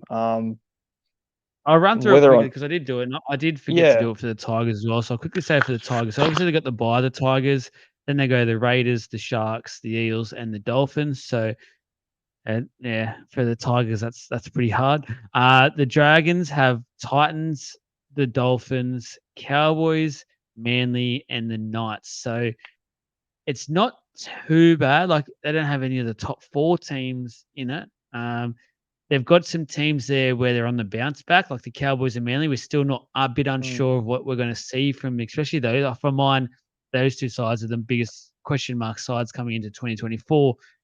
The Knights, I feel like, will be pretty much where they were last year. They'll be that sort of 5 to 8 team, and they'll just on their day they'll put points on. Um, you're right. Like it's not the worst draw out there, and for players like we're talking about Harmaselli and DeBellin, they'll get through their work with those teams. Like they'll have yeah, to because they'll be probably in with the chance to maybe steal the two competition points. Because I think the Dragons, for a lot of people out there, have them as their wooden spooners, so they're not anticipating too much, especially after what's happened the last week with the injuries. Um, so you'd expect, especially those first 5 games and maybe more, DeBellin and Sele will be getting through quite a bit of work, especially if the two competition points are there for the taking. mm, I would think so. Um, look, the Dragons always start quite well considering their late season form compared to how off they kick off with. But, like the draw's not the worst. Obviously, it does get pretty rough towards the back end of the season, but it's miles away to even look at it. Yeah. They could start quite hot with the teams they've got there. Like starting off against the Titans isn't a bad thing, especially if, you're going into a brand new Titans team with potentially no David Fafita and, things are shuffling. So it's not the worst. And then you got the Dolphins. They're both away games for them too. So it just depends, man. They're not the greatest team, but it's not the hardest draw. So it could be okay for them. I still reckon the forwards do what they're expected to with the points that they're gonna make. But yeah, I suppose you can just watch what happens with them. A lot of people going home and selling. For the price, he's decent, but yeah. Yeah. One guy I did like just because of the cheapy nature, base price 204K, Viliami for Fafita. I've spoken about him before. I'm not going to bore anyone too much with him. We've heard about him now for I feel like 2 to 3 years. Always been around that sort of potentially getting a bench role. Last year didn't play any matches, it says, so didn't get any shot there. But I feel like Flanagan's the type of coach that would give this sort of player a go. Like he does have some potential there. So, and as we've said, the forward pack isn't much to write home about. Like I don't feel like they're worthy of keeping one of these like young guys who could come through and learn off this year, keeping him away anymore. And I think Flanagan will be coming in open minded and let these guys potentially have a run. So if he can steal that 17th spot on the bench and get a 15-minute stint or something, then purely because of the dual factor, I don't mind him as my real cheap option. It's hard, but I'd probably go him above Gaia if he does get named because of that dual reason. Yeah, I've got him in over Gaia in my team at the moment just because the dual, because of the potential chance that he gets more of a run than Gaia does in that better team. Like no one's gonna drop out of the Panthers team for poor form, or disciplinary issues or any of that, but they might at the Dragons. So that's kind of where they're going to get a look. But the barbecue, Jesus Christ! I remember when all that went down. I was right around the corner. It was nuts. So yeah, classic, man, classic Paul Vaughan. But that's a different story. So I suppose we can just take over to the second row forwards. There's a lot there. There's a lot there. A lot more than I was thinking there was. Obviously, DeBellin's listed. Jaden Sewer, he's a lock-in on that side. And I suppose it's who's on the other end? Is it Jack Bird? I've heard. No, I've actually heard. And this is a shout to the guru this week. I actually heard, and it was on their pictures, Tom Eisenhuth has been pictured on the edge and could be a little, like, obviously Eisenhuth is never one of those players who will get a big Fafita points. But if he does start, and with the options here, there's not like, it looks like there's a lot when you look at the Supercoach app because there's so many, but there's really nothing like. But they're not. There's not much. No one's not relevant. Really players of note, and I think Jack Bird will get a shot probably in the centers. I'm hearing. It just depends on, and then we'll talk about this player down the track. So I don't want to say too much, but it depends on Lomax, what happens there. Bird could go to center. And then if Eisenhuth does get a start, and he'd be an 80-minute player. He's one of those guys, I reckon he'd just keep going. He'd have a motor. He'd be fit he'd be one of those undercover fit guys. And just probably. I think Flanagan likes those style of players as well. He knows what they'll do. They won't miss many tackles. They'll just roll up their sleeves. Early on, I think Flanagan would love that. So, personally, I'm not going to go there. But I still wouldn't go there anyway. If it looks like he's an 80-minute second rower, man, at 350, it's like, do you need to? I feel like you might have to consider it. That's the thing. I made that same comparison last year with Bryce Cartwright. I thought, he's cheap. He plays 80 minutes now for a stint. And look how that ended up. Not to say that Tom Eisenhuth is going to average 70 points, but Daniel Russell didn't do a bad job for that brief, period at the end of last season. But again, I suppose, it's too much. It's way too much. He's dearer than all of those mid-tier second rowers that everyone is looking at. Dearer than so much. Lane. Yeah, Sean Lane's 440. Get him at a bargain. Oh wow! Yeah, Yeah, I so don't like it. I don't I like don't I anyone don't there. like any of them really. Yeah, I do like Jack Bird because of the duel, and I think he's always actually been quite relevant for fantasy games in general, whether it's NRL He just can't fantasy stay on or the field. Supercoach. Yeah, that's his My head problem. in. Every He time I does love think of about, oh yeah, he's an option. He's off. He's out. He's out for a few weeks. Yeah, he does string together a consistent game or two here and there, but it's not enough, and it's definitely not worth getting him in for that price and having to trade him out a few weeks later. He played 14 games last year. It's not enough. You want 20 plus minimum. Um, Let's talk yeah, halves. halves. What halves? Half. We look in the What? halfback position. There's only one name. It's Ben Hunt. There's There's not even a one. It's reserve there just for one. Supercoach. So, No. Volkman obviously not there at the club anymore. He was there for the quickest signing I think in rugby league history. He was there for all of a day, and for that day I had him in my team, so I've got to get him out. Still haven't done that. Yeah. 5.99. If there's ever a time where, like you're saying early on, the Dragons have a hope. If Ben, like everything's going to go through Ben Hunt, is there anything there to say Ben Hunt is super coach relevant? Because we all like, if Dragons are to score points, it has to be through Ben Hunt. There is no other way. It's gonna be through Hunt, but like no. What points is it? No. Just don't. It's just, even if there are points there to be made, like we spoke about these giant sized balls before, I just don't think it's worth it. Um, Yeah. he's never He can't really even been get you that up to anyone relevant. because he'll have to make like 400K to get you up to someone decent, or Well, that's the 300K to thing. get He's you up to miles someone off anyone decent. that's So, good. But yeah. the last from 2019 to now, he averaged 60, 51, 67, 56, 59. So he's priced at his average. There's no upside. There is only downside and heartbreak with Ben Hunt, I think. He doesn't want to be there. I don't even know why he's still there.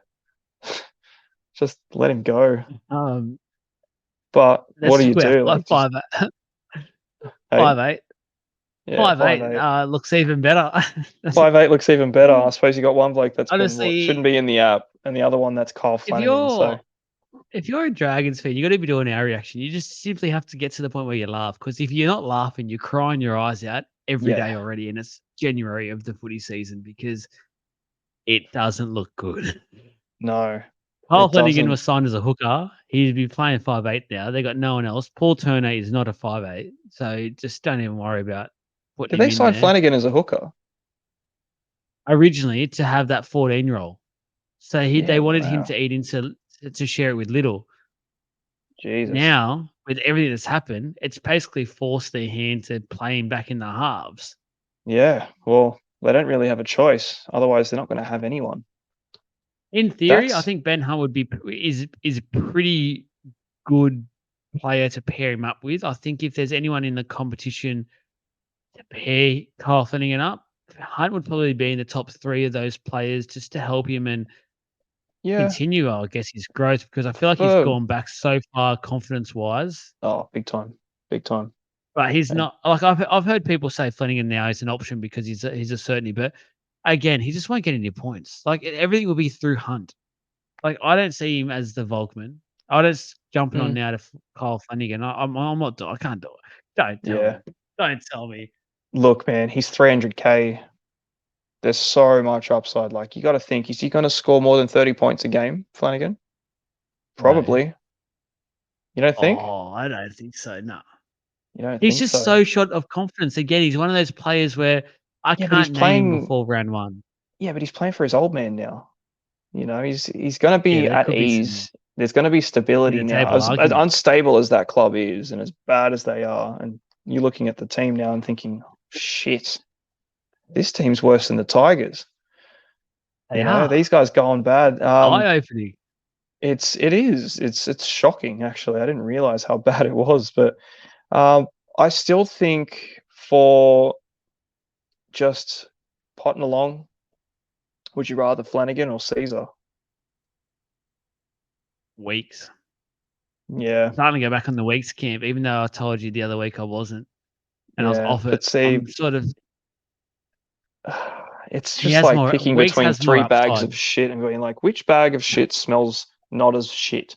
compared to the other one. It's like, fucking hell, you're just running with whatever you're left with. It's all just bottom dollar. So yeah, I don't like this. none of it's exciting, man. It's pretty sad, to be fair, but I still feel like just with what they have at the moment, yeah, I don't hate 310. I really don't. Because like at the Roosters, he was pretty good. I suppose they dropped him because he was pretty bad, but for point scoring fantasy wise, he was actually putting good numbers out. So that's what I mean. For point scoring, he was pretty good. Because he kicked too. That was the difference too. He was kicking. So take away those points because Lomax is not losing that T. Yeah, he might actually lose quite a lot of upside there. So it's not exciting. Might be 30, 40 points, but avoid. You mentioned my man Lomax. I want to chat Yeah, about him. Let's Zachy go boy. over to centre wing, and I'll say right now I don't want to talk about any other centre wing because I keep looking through the list and nothing at all looks worthy of talking about that we haven't already spoken about. Like Jack Bird's obviously dual. We've spoken about him already. Yep. Eisenhuth we've already spoken about. Ravalawa, we know what we're going to get, so there's no real point to it. I don't think anyone will really have Ravalawa. No, He's sort of lost what he used to not for be. 600k anyway. Sully's too in and out of games for my liking to be thought No. about at 480k. So Zach Lomax, if he lands the fullback spot, I think I'm on him. I think I'm going to downgrade Val Holmes and get Lomax.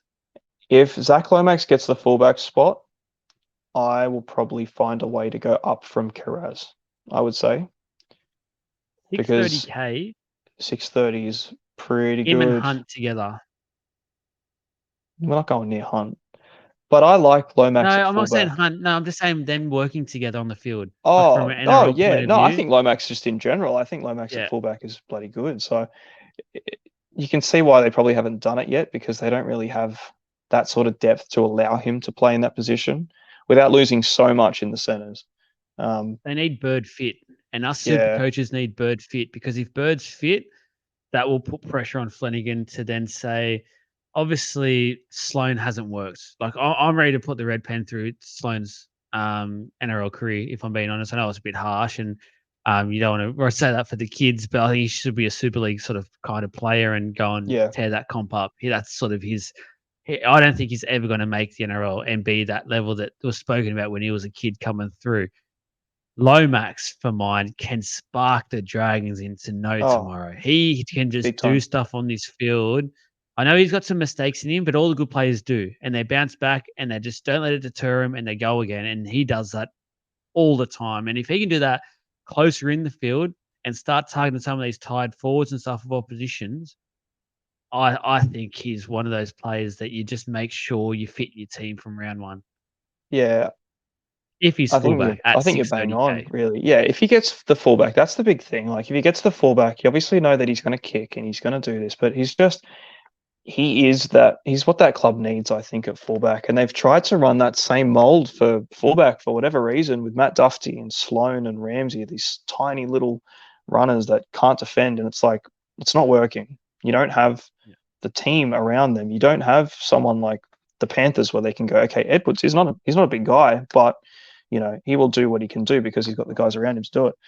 Sloan doesn't, and you saw him last year too. And shit, it's just like, what else can the Dragons do in that position? Because they don't have anything left. Like, they tried with Ramsey, they tried with Duffy, gone Super League. And you know what? I think Duffy actually is doing quite well, or did. I don't know what he's looking at, but I saw some things that he'd done in the Super League and thought, okay, he's found his level at least, or he's at least he's happy. So you're probably right about Sloan doing the same thing. I don't know, man. It's a position they need to do something with because nothing's worked so far. And I think Lomax is an answer for him. 62. He averaged 62 last year in a side that was doing nothing. I don't feel like for a lot of the year, the back half, like the last, probably once Flanagan was announced or there was whispers of it, I feel like Lomax really started to stand up a bit in that side to make a point. The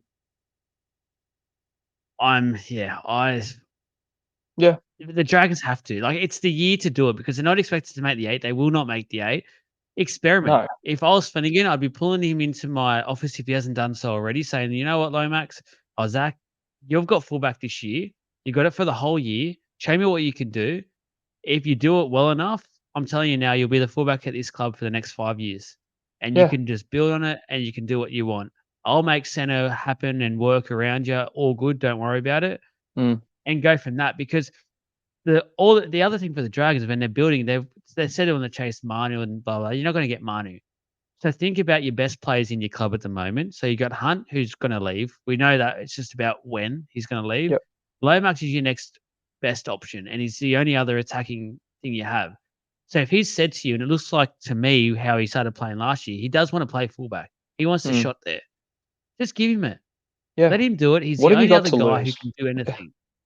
Yeah. You got And nothing for to super lose. coaches, do it, please. Yeah, definitely. Do It's it not for about us. us, but If not for anyone else, do it for the super coaches who really needed it. So yeah, I think yeah, you just got to keep an eye on that space, man, because if it does look like it's going to happen, I'm probably going to make it happen in my team.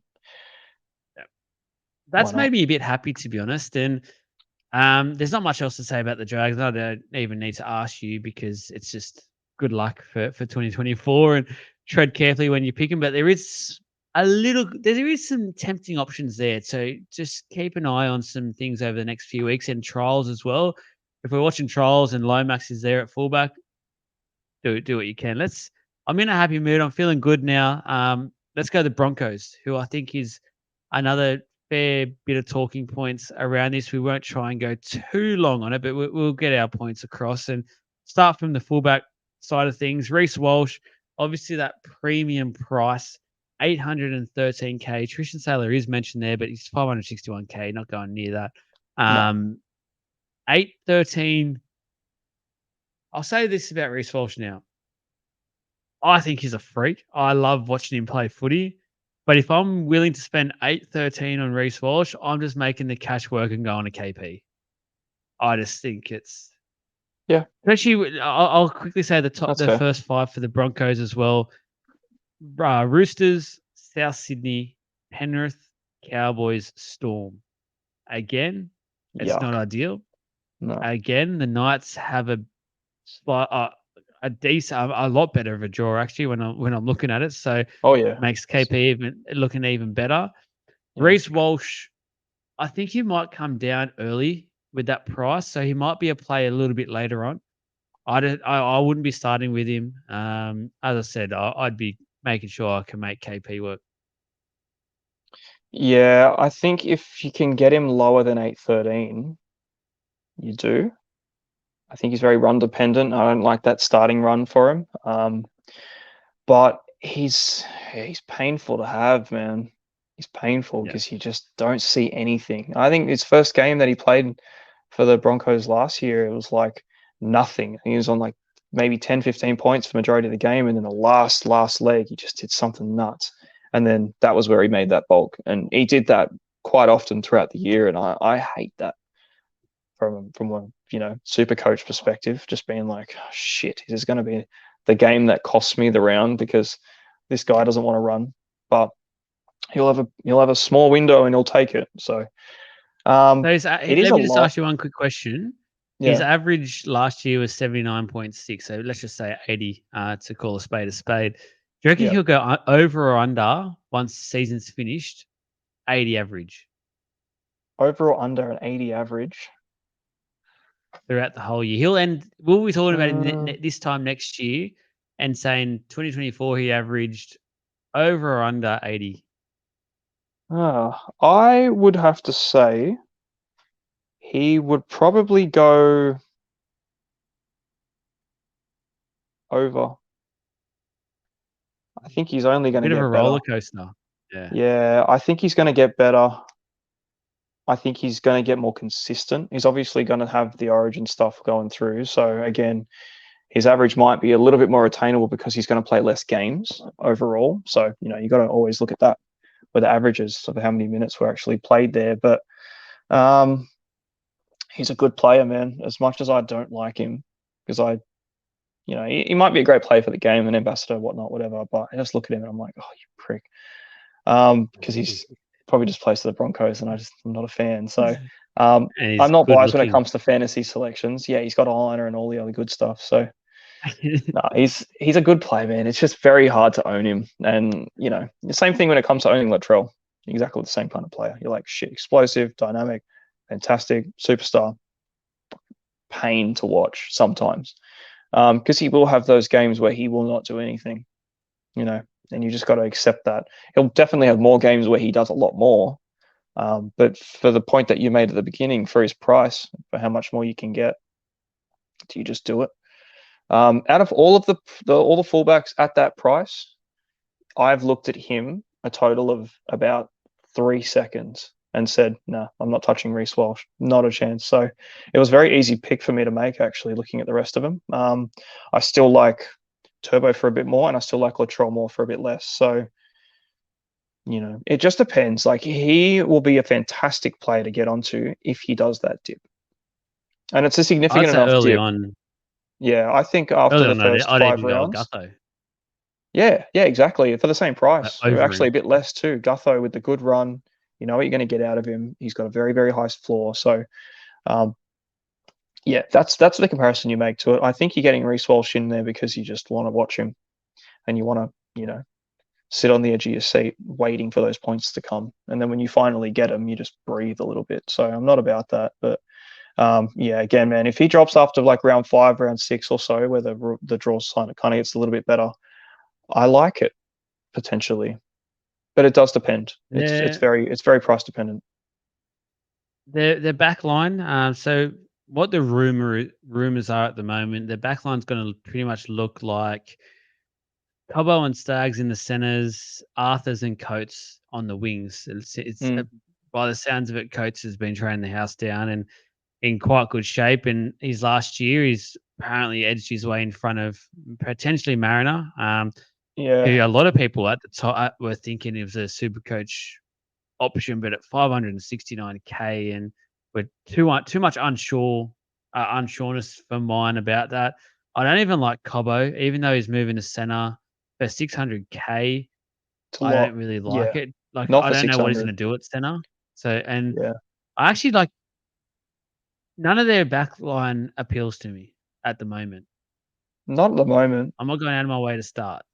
Yeah, I wouldn't anyway, considering the draw they have, and just in general, Yeah, like they lose Herbie and they lose Capewell too, and I feel like they're going to be more significant of a loss than they expect.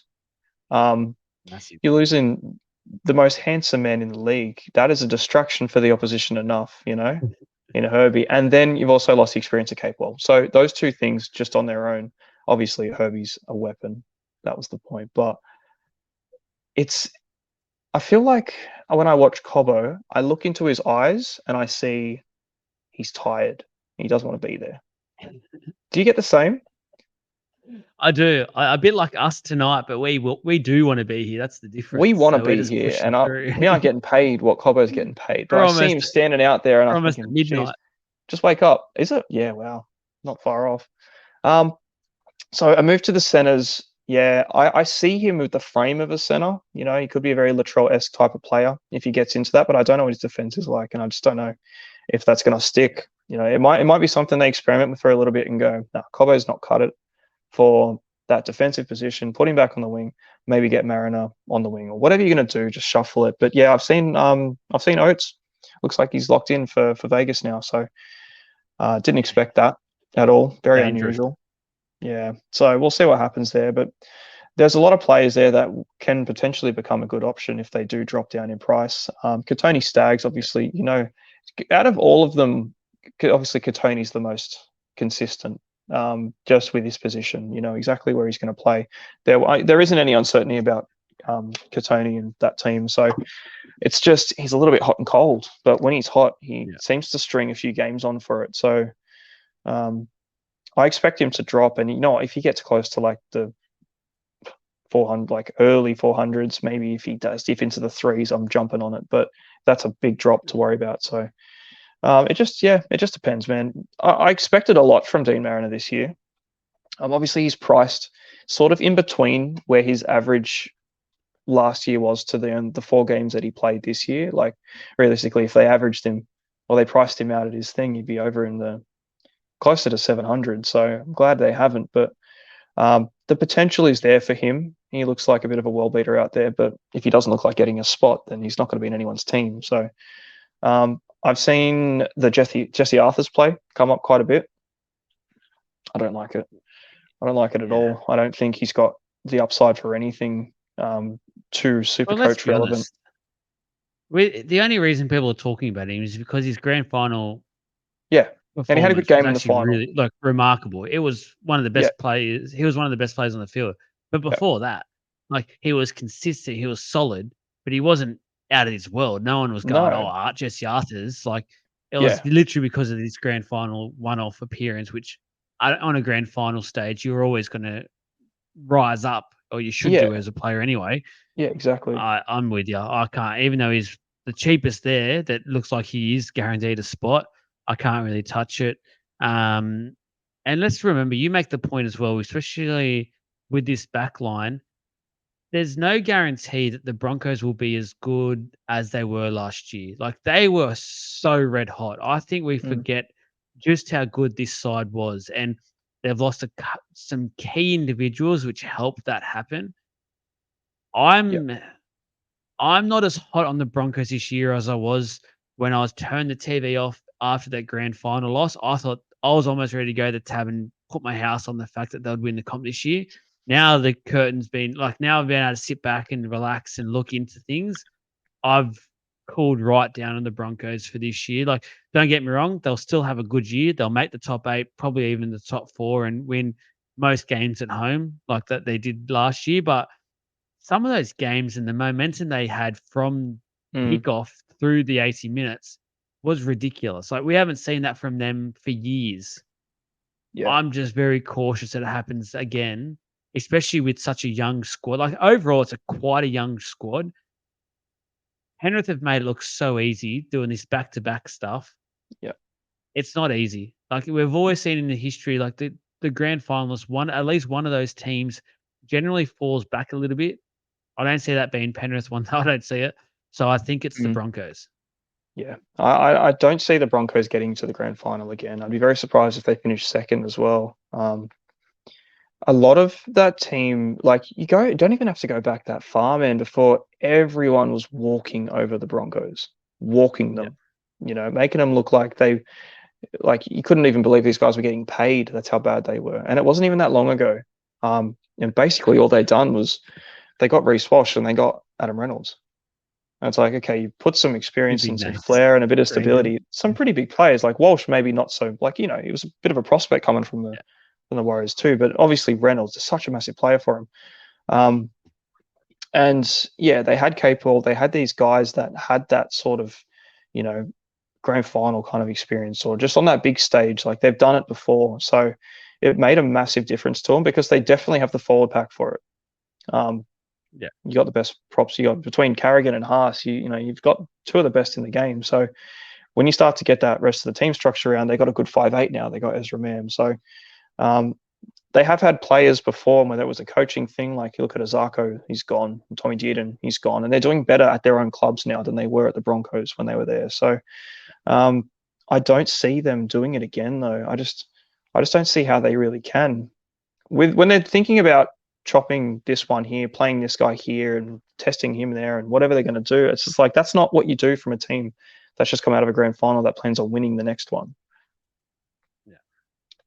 Unless I it's agree. still very early days on them, and they could work out a winning combo. But when you're putting Corey Oates back on the wing, and you've got talent there in the ranks just waiting for it, it's like, okay, I see that you want to last year and maybe give them a run for it, but you just come off a grand final loss, so you got to strike while the iron's hot. Like you've got a team that can do it. You don't want to be reverting back to the old way. So Again, yeah, yeah, I agree. Let's talk about the halves. Again, I'll just put them together because there is Jock Madden, who's a jewel. I'll say this now about Jock Madden. If there is a long-term injury to either Ezra Mam or Adam Reynolds, touch wood there isn't, because don't ever wish that upon any players. I'm looking at Madden because mm, he yeah, is a decent player. Like, and if he's guaranteed an extended run, I think at 382 in that Broncos side, which we have both agreed on, they'll probably slip a little bit, but they'll still be up there. And like the mm, back line, if he can link up with Reece Walsh and stuff, he'll get try assists and things like that. I'd definitely be seriously considering him depending on the time frame that he gets to come into that team. The other one, like Reynolds, don't consider that Reynolds an option really at Supercoach with the other halves that we've spoken about that are available. Unfortunately not. Ezra Mam, again, the grand final performance was out of this world. Should have won him the grand final, but didn't really do much. Like he was very good NRL player, don't get me wrong, but Supercoach player didn't really do much. Like No. he was much cheaper last year. That's why I think a lot of people did have him. Just that little bit Yes. higher now. That Yeah. price bracket of 532, average of 52 last year. Like it doesn't do anything for like when I've got Dylan Brown there that I have already said he's a must. I can't even consider like even though it frees up quite a bit of cash, 200 plus K, it's not worth it. The points that I'll lose. No, probably not. And like Reynolds kicks all the time. He does all of the kicking. He kicks the goals. He does everything where the points get made from it. You get games where Ezra Mann will score 2 tries and still probably score less than Reynolds will, which is just wild. Like he's very much just that like, feeder sort of 5'8", like you get between like a Cleary and a Luai, and you're thinking, geez, you got someone who's making so many points here. Why is the 5'8" not getting as many? It's just because it's all going through the half. Like he's a great player. Great to actually like his sort of like footy IQ and the actual ball knowledge that he has and positional play. It's really, really good in real term to it, but it doesn't exactly translate again. So that grand final performance though, yeah, what a machine. Can't I do that agree. much more though. Like No. it's not going to happen week to week. Like that's grand final stuff that's going on. So yeah, for 530, it's too much. Not with really no upside. Like if he does get one here or there, like I reckon he's probably going to be averaging around like the 30s, 40s most of the time, with the occasional big game. But that big game's not going to be huge because it just doesn't run through him. It's going to go to Walsh or it's going to go to Reynolds to do something with it. So yeah, I I think just the don't next see him time being a we big talk option. about But it, the next time we'll talk about Ezra Mann being Supercoach worthy will be the day that Adam Reynolds retires. Ezra yeah, Mann moves to halfback and is around that sort of 500K mark. I think then we'll be talking going. I think man could be a play. yeah, oh, definitely. I think if you sort of gave him the opportunity that Reynolds does do, with all that extra stuff, he's definitely got it in the tank for him. So Yeah. because he is a good player, it's just he lacks the qualities that you want out of what you're playing at your halfback position. Like you want to get those guys that are going to kick at least, even just share some of the kicking duties a bit, but it doesn't seem like he really does too much of it. So, if something does happen, Jock Madden comes in. Jock Madden is a really good play at his price, kind of where you'd want Ezra Mam to be priced at realistically for the output that he's going to give you. So whatever happens, but down the line, you're probably not wrong there. Reynolds retires. Do you reckon Madden goes to the 7 bot if that's the case? I don't know if Madden's been signed long term yet, so that just Yeah, so we'll depends on just what have to happens see. there A team like with that, his you'd imagine contract. they probably get Ben Hunt. Yeah. Well, who knows? He wants to come back to Queensland. Second row Yeah, forwards. So Paddy Carrigan's there. it's a big Obviously a position, man. premium option if you want to go there. Um, Ricky and Hetherington for what's available at this club don't interest me. I don't think I can see them getting in many teams at all. Pia Cura is where it's at. Everywhere. I Yeah, am all over him. He was one of the first I've picked in my team. I see just plenty of upside. Average last year of 41.8. We'll move into that starting spot that Capel had.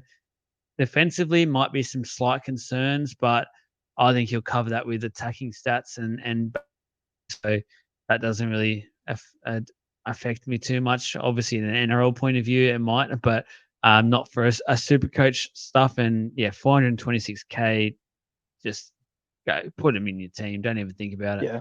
I think so too. He's in my team. I don't think the upside's too high for him. He only started about 5 games out of those 10 that he played at second row last year. The rest of them off the bench, so it's not a bad average.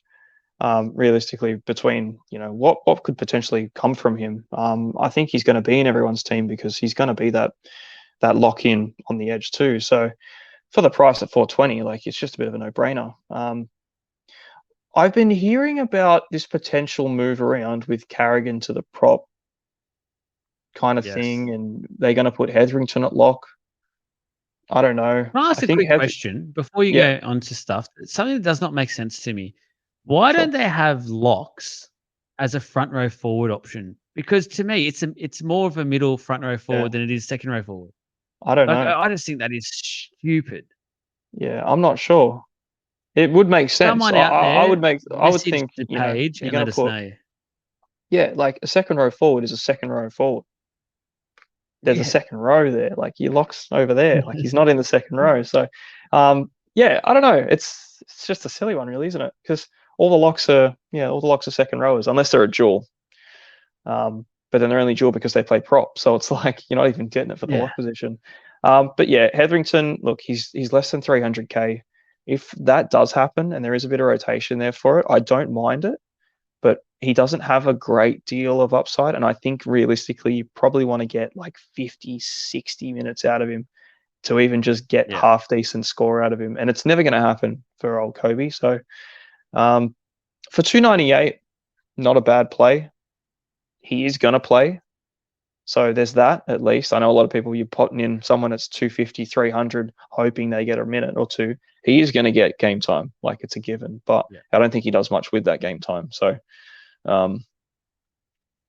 yeah, nothing too exciting there. But I have been hearing stuff about him potentially getting some sort of starting lock role, but it could be one of those starting lock roles that you used to see like Havili get, where he'd come on for 20 minutes and he'd be a 20-minute player at lock, and then he'd get off once the sting was gone out of the game, and they'd throw someone else in there for the rest of the 60. So whether it's that or not, and they just put him out there to hurt him, I don't know, but it'd just be silly to take Carrigan away from there, really.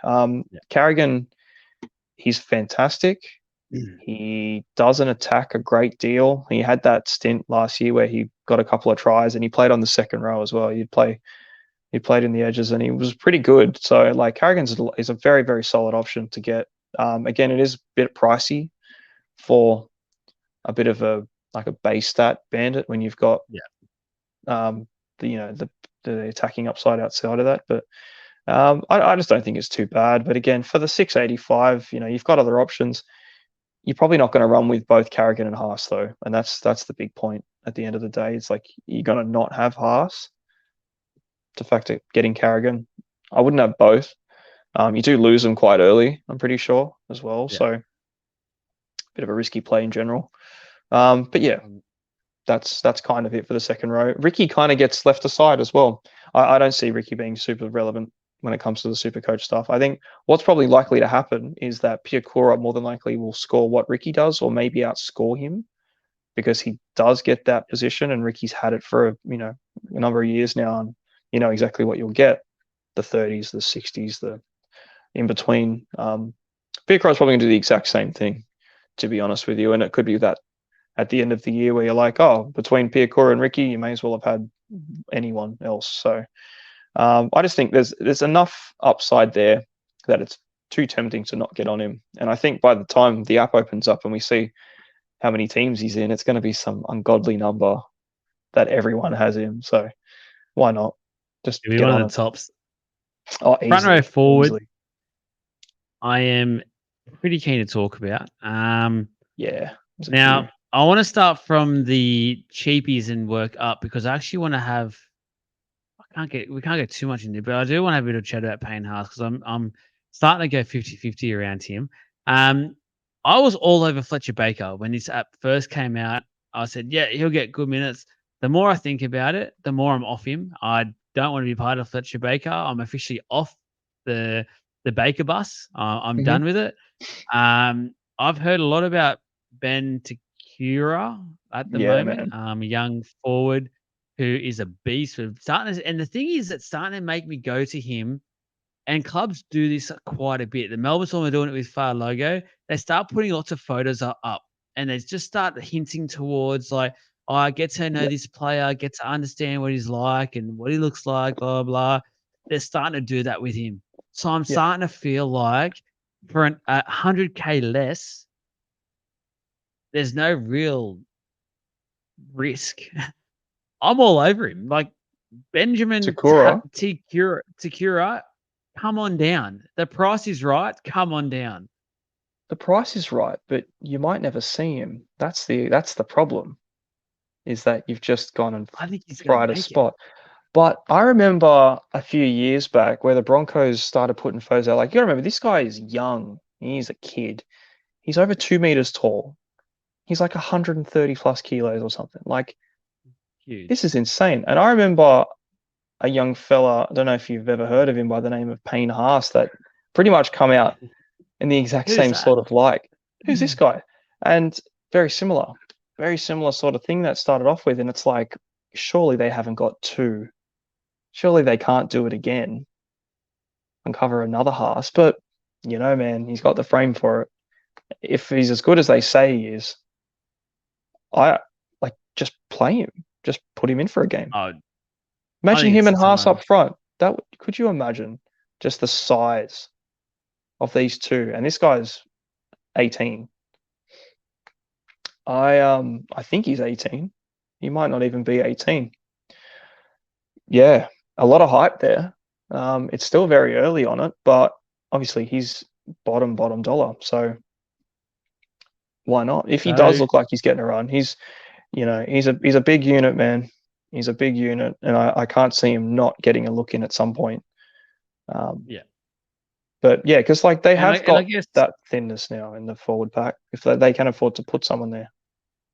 yeah. I don't really need to get your thoughts on Fletcher Baker either because I'm pretty sure you're on the same page. You're a bit off him now, and just not Yeah, too I was never keen too on on him. him to begin with.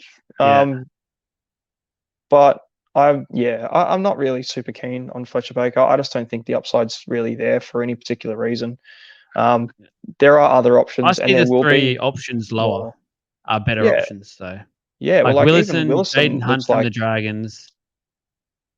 yeah, they all look like better options than Yeah. Baker, really, at the price. And you're going to find it closer to the day too, where it looks like there could be more emerge in the 300 cheapie bracket than Yeah. just Spencer Leniu, Fletcher Baker, Palacia, maybe for a bit dearer, or any of the Bulldogs guys. Like, there will be other players that'll come through, and it'll shift where the teams look. But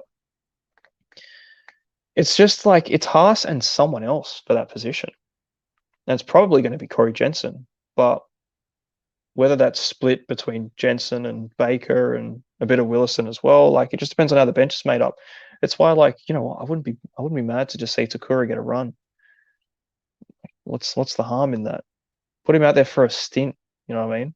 Yeah. If that looks I like think it's going to happening, happen. I can if that, see it. yeah, I think it's going to, I think this is the year that we see him. So I'm all aboard. I'm off the Baker bus and I'm on the Takura yeah, train. for the Let's bottom call it. dollar, So yeah, for the cheapie, like, I like him more than I like a Gaia, for example. You know what I mean? Or a Liam yeah. Henry for the same price, or even, depending what happens at the Dragons, maybe even more than the Fafita play. So, definitely on my radar though, man, big time, because I do want to see him get a run, because I just want to see these two Uh, absolute units just destroy everyone in the front row. Be wild. before we have to get to bed, Yeah, let's talk Payne Haas. yeah. Probably one of the most popular players in Supercoach over the last number of years, especially when it comes to forwards. I had him down, and I have been so strong on Payne Haas being a must pick because he just seems to be so far above consistently the forwards. Now, if I want to try and make my Cleary and Hines play work, I need to make some changes. And I'm looking at Payne Haas and I'm trying to talk myself into the fact that maybe I can go for someone like a DeBellin and not start with Payne Haas. And it's not going to hurt me too much. But I want you to try and, I don't know, convince anyone else in my situation why. What should we do with Payne Haas? I don't know. Payne Haas traditionally starts off very, very good. Like, Yeah. very good. Like, his best games are at the beginning, and it's one of those things where you don't want to miss that. And the ones that do miss that quickly get onto Payne Haas. So, I whenever I start the year, and I do it all the time, I go into my team and I look at it and I go, sweet, clear team, bang, gone. See you later. Let's do this again. I always seem to be putting Payne Haas in there first every single time, and I can't bring myself to not do it. Genuinely. I know he's gone out with this hamstring injury again. That might don't really scare know about people. that.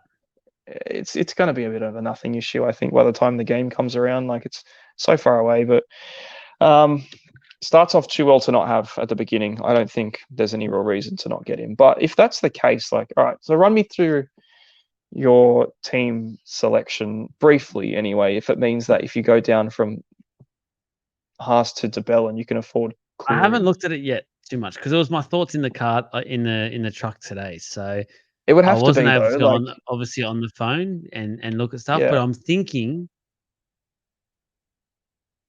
I want to have both Hines and Cleary in my team now. That's what I want to do. But before round one starts, I want them both in my team. I need to make some cuts and to make that happen.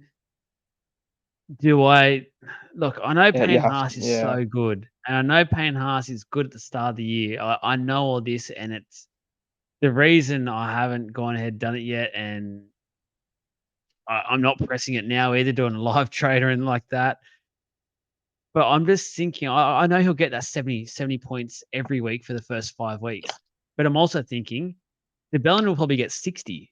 So it's Mm. 10 points less. I'm not going to captain Payne Haas. Like, I don't think anyone will captain Payne Haas at the start, even though he'll be consistently good.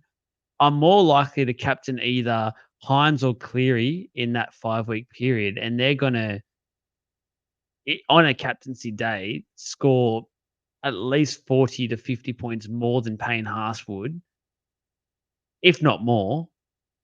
I feel like it's worth saving money for 10 points less to gain Mm. X amount. That's It's my thought. fair. I don't It's know. fair. But I suppose you just got to do the math, man. Do the math and Yeah. do what you think is likely to happen. So if it's Cleary and Hines, you're probably banking what, 200 points, hopefully, out of the two of them per week. Yeah. That At would be least. the expectation. Like, it's an insane expectation, but you're thinking, I want at least 200 points from these two every single week.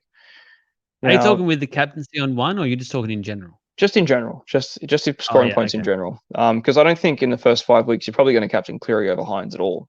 So there's that No. to consider. And then you go, okay, so there's an extra 200, but okay, now I've had to cull Haas down, so you're losing maybe 20, and then you got to think, like, who's the half that you would have that would score? Okay, so the half that you would have instead of Cleary would be maybe 50 points, 60 points. So what you're gaining is 50 points. You're not gaining 100 points. You're gaining 50 over what you would have already had. And then you go, okay, I've lost potentially 20 points here. That's one position. I've lost another 30 points here. Maybe not 30 points, but maybe the consistency of 30 points and the swing here and there, and maybe somewhere else too, because you're probably going to have to drop 3 players to fit him in. Is those 3 individual point setups going to outweigh you getting Cleary in your team for a run that's going to be rough? Probably fine for him with a bye, and they both alternate a bye back to back, the Sharks and the Panthers. So you have that to contend with. You get one, you have another one to play, but they both will have a back-to-back bye within the first 6 rounds.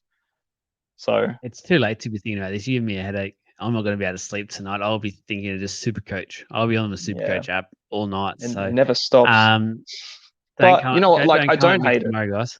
I don't hate it, but I just think, yeah, there's a lot spread around at that point, and you're all guessing too. It's all hypothetical, realistically, man. You get Cleary Hines in there. That's some big dick energy, man. So you're going to see your opponent come up and you go, holy shit, you got Cleary and Hines, but he has no Haas and he has no Ponga and he has no Dylan Brown. So it's like, okay, it's not as threatening anymore. Ponga and Brown. I'm having them all. Don't worry. You have Ponga, Brown, Cleary, and Unlimited Hines. salary cap. That's it. Unlimited salary cap here with League of Inches code. Yeah. Finally, Hooker. I don't want to Oh, talk too much about Hooker. All I'll just quickly say is I think Walters will start the season, even though he's come out recently and said there is some pressure from the young gun Blake Moiser. if he continues on the trajectory that a lot of people are predicting him on, he could very well finish the season starting this Blake Moise kid. He's one to watch. Smoothie and Pakes, I don't really think is No. ones to watch. I think they're going to get overtaken by this kid pretty much to start the season, I think, by the sounds of it. Crazy to think, like, if you're a club out there and you need a hooker, you'd be going after Pakes or Smoothie for sure. I think they're still quality enough players to do a job. So, yeah, I don't want to say much about Walters because he's not Supercoach relevant, but the only one here, that young gun, Blake Moiser, if he is able to crack it or get near it, tempted Yeah, to look around and see what I can do there because I think once Brayley makes the money that everyone's anticipating him to make there, Jaden Brayley, that is, you'd be looking at probably downgrading to get some cash again, ideally, 100%. because Jaden Brayley's going to get you 45 or something every week, and that's what he's going to get you. Like, he's not going to be a ceiling guy. So you're hoping he gets his quick couple of cash ups and Yep. come to maybe, hopefully, Well, Moisa. So yeah, you've got to cash down somewhere. That's the thing. Like, it's all well and good to have that cash up, but you sort of want to reset that. You want to cash out, yeah, get someone who's going to come up, do the same thing, and flip them as well. And you know what, man? I look at like the Broncos hookers, and I pretty much put them in the same boat as the Panthers ones. Like, they're not there for any other yeah, reason but to just make their tackles and pass the ball to someone who's going to do something with it. If something happens to anyone, like Corey Pakes has done enough now that you know exactly what you're going to get from him, which is not a great deal. And same as Smoothie, but they could do something in a different team with a bit more minutes and whatnot. But it's not happening, and it's irrelevant for us this year. So Billy Walters is their best option at the moment until Moser comes up. Hopefully, Brayley's done enough by then, and it's worth it. So. yeah. But it's I that agree. position that it's so locked in and it's so settled at the moment that these guys aren't even going to get a look in yet. But throughout the season, you'll see things change, and that's where you cash out of. So, yeah, not much going on at the front of that team. So, Again, Jesse, the pleasure's been all mine. I hope everyone out there really does appreciate the content tonight. Look, I don't want to go over it, but it is literally midnight now. And we're finishing yeah, up after massive days. I've been going since 5, and I'm pretty sure you're probably similar. So it yeah, has not been far off. massive day, but we're really, really appreciative of everyone. And this is why we have come up and done this. We could have easily just said it's too hard basket. We push it back to next week, but value everyone at the moment. So make sure you have listened to this episode. Give us a follow and a like on the platform you either listened to it or watched it, whether that's YouTube or Spotify, Apple podcast. It goes a long way and it does help support us and will make us even more keen to stay up and do these later ones for you guys and produce. So, Jesse, keen as already next week to talk in depth again for the next group of teams. We need to talk about that. I think Yep. it's actually it'll be the Storm and the Warriors and the Dogs and maybe the Titans. I think we're up to. Yeah, I So think the Titans might um, be that might the be it there. So that'll be some exciting teams once again. Really looking forward to that one. But I hope you enjoyed this one. And again, enjoy the episode. Give us some love, and I guess good night. good night.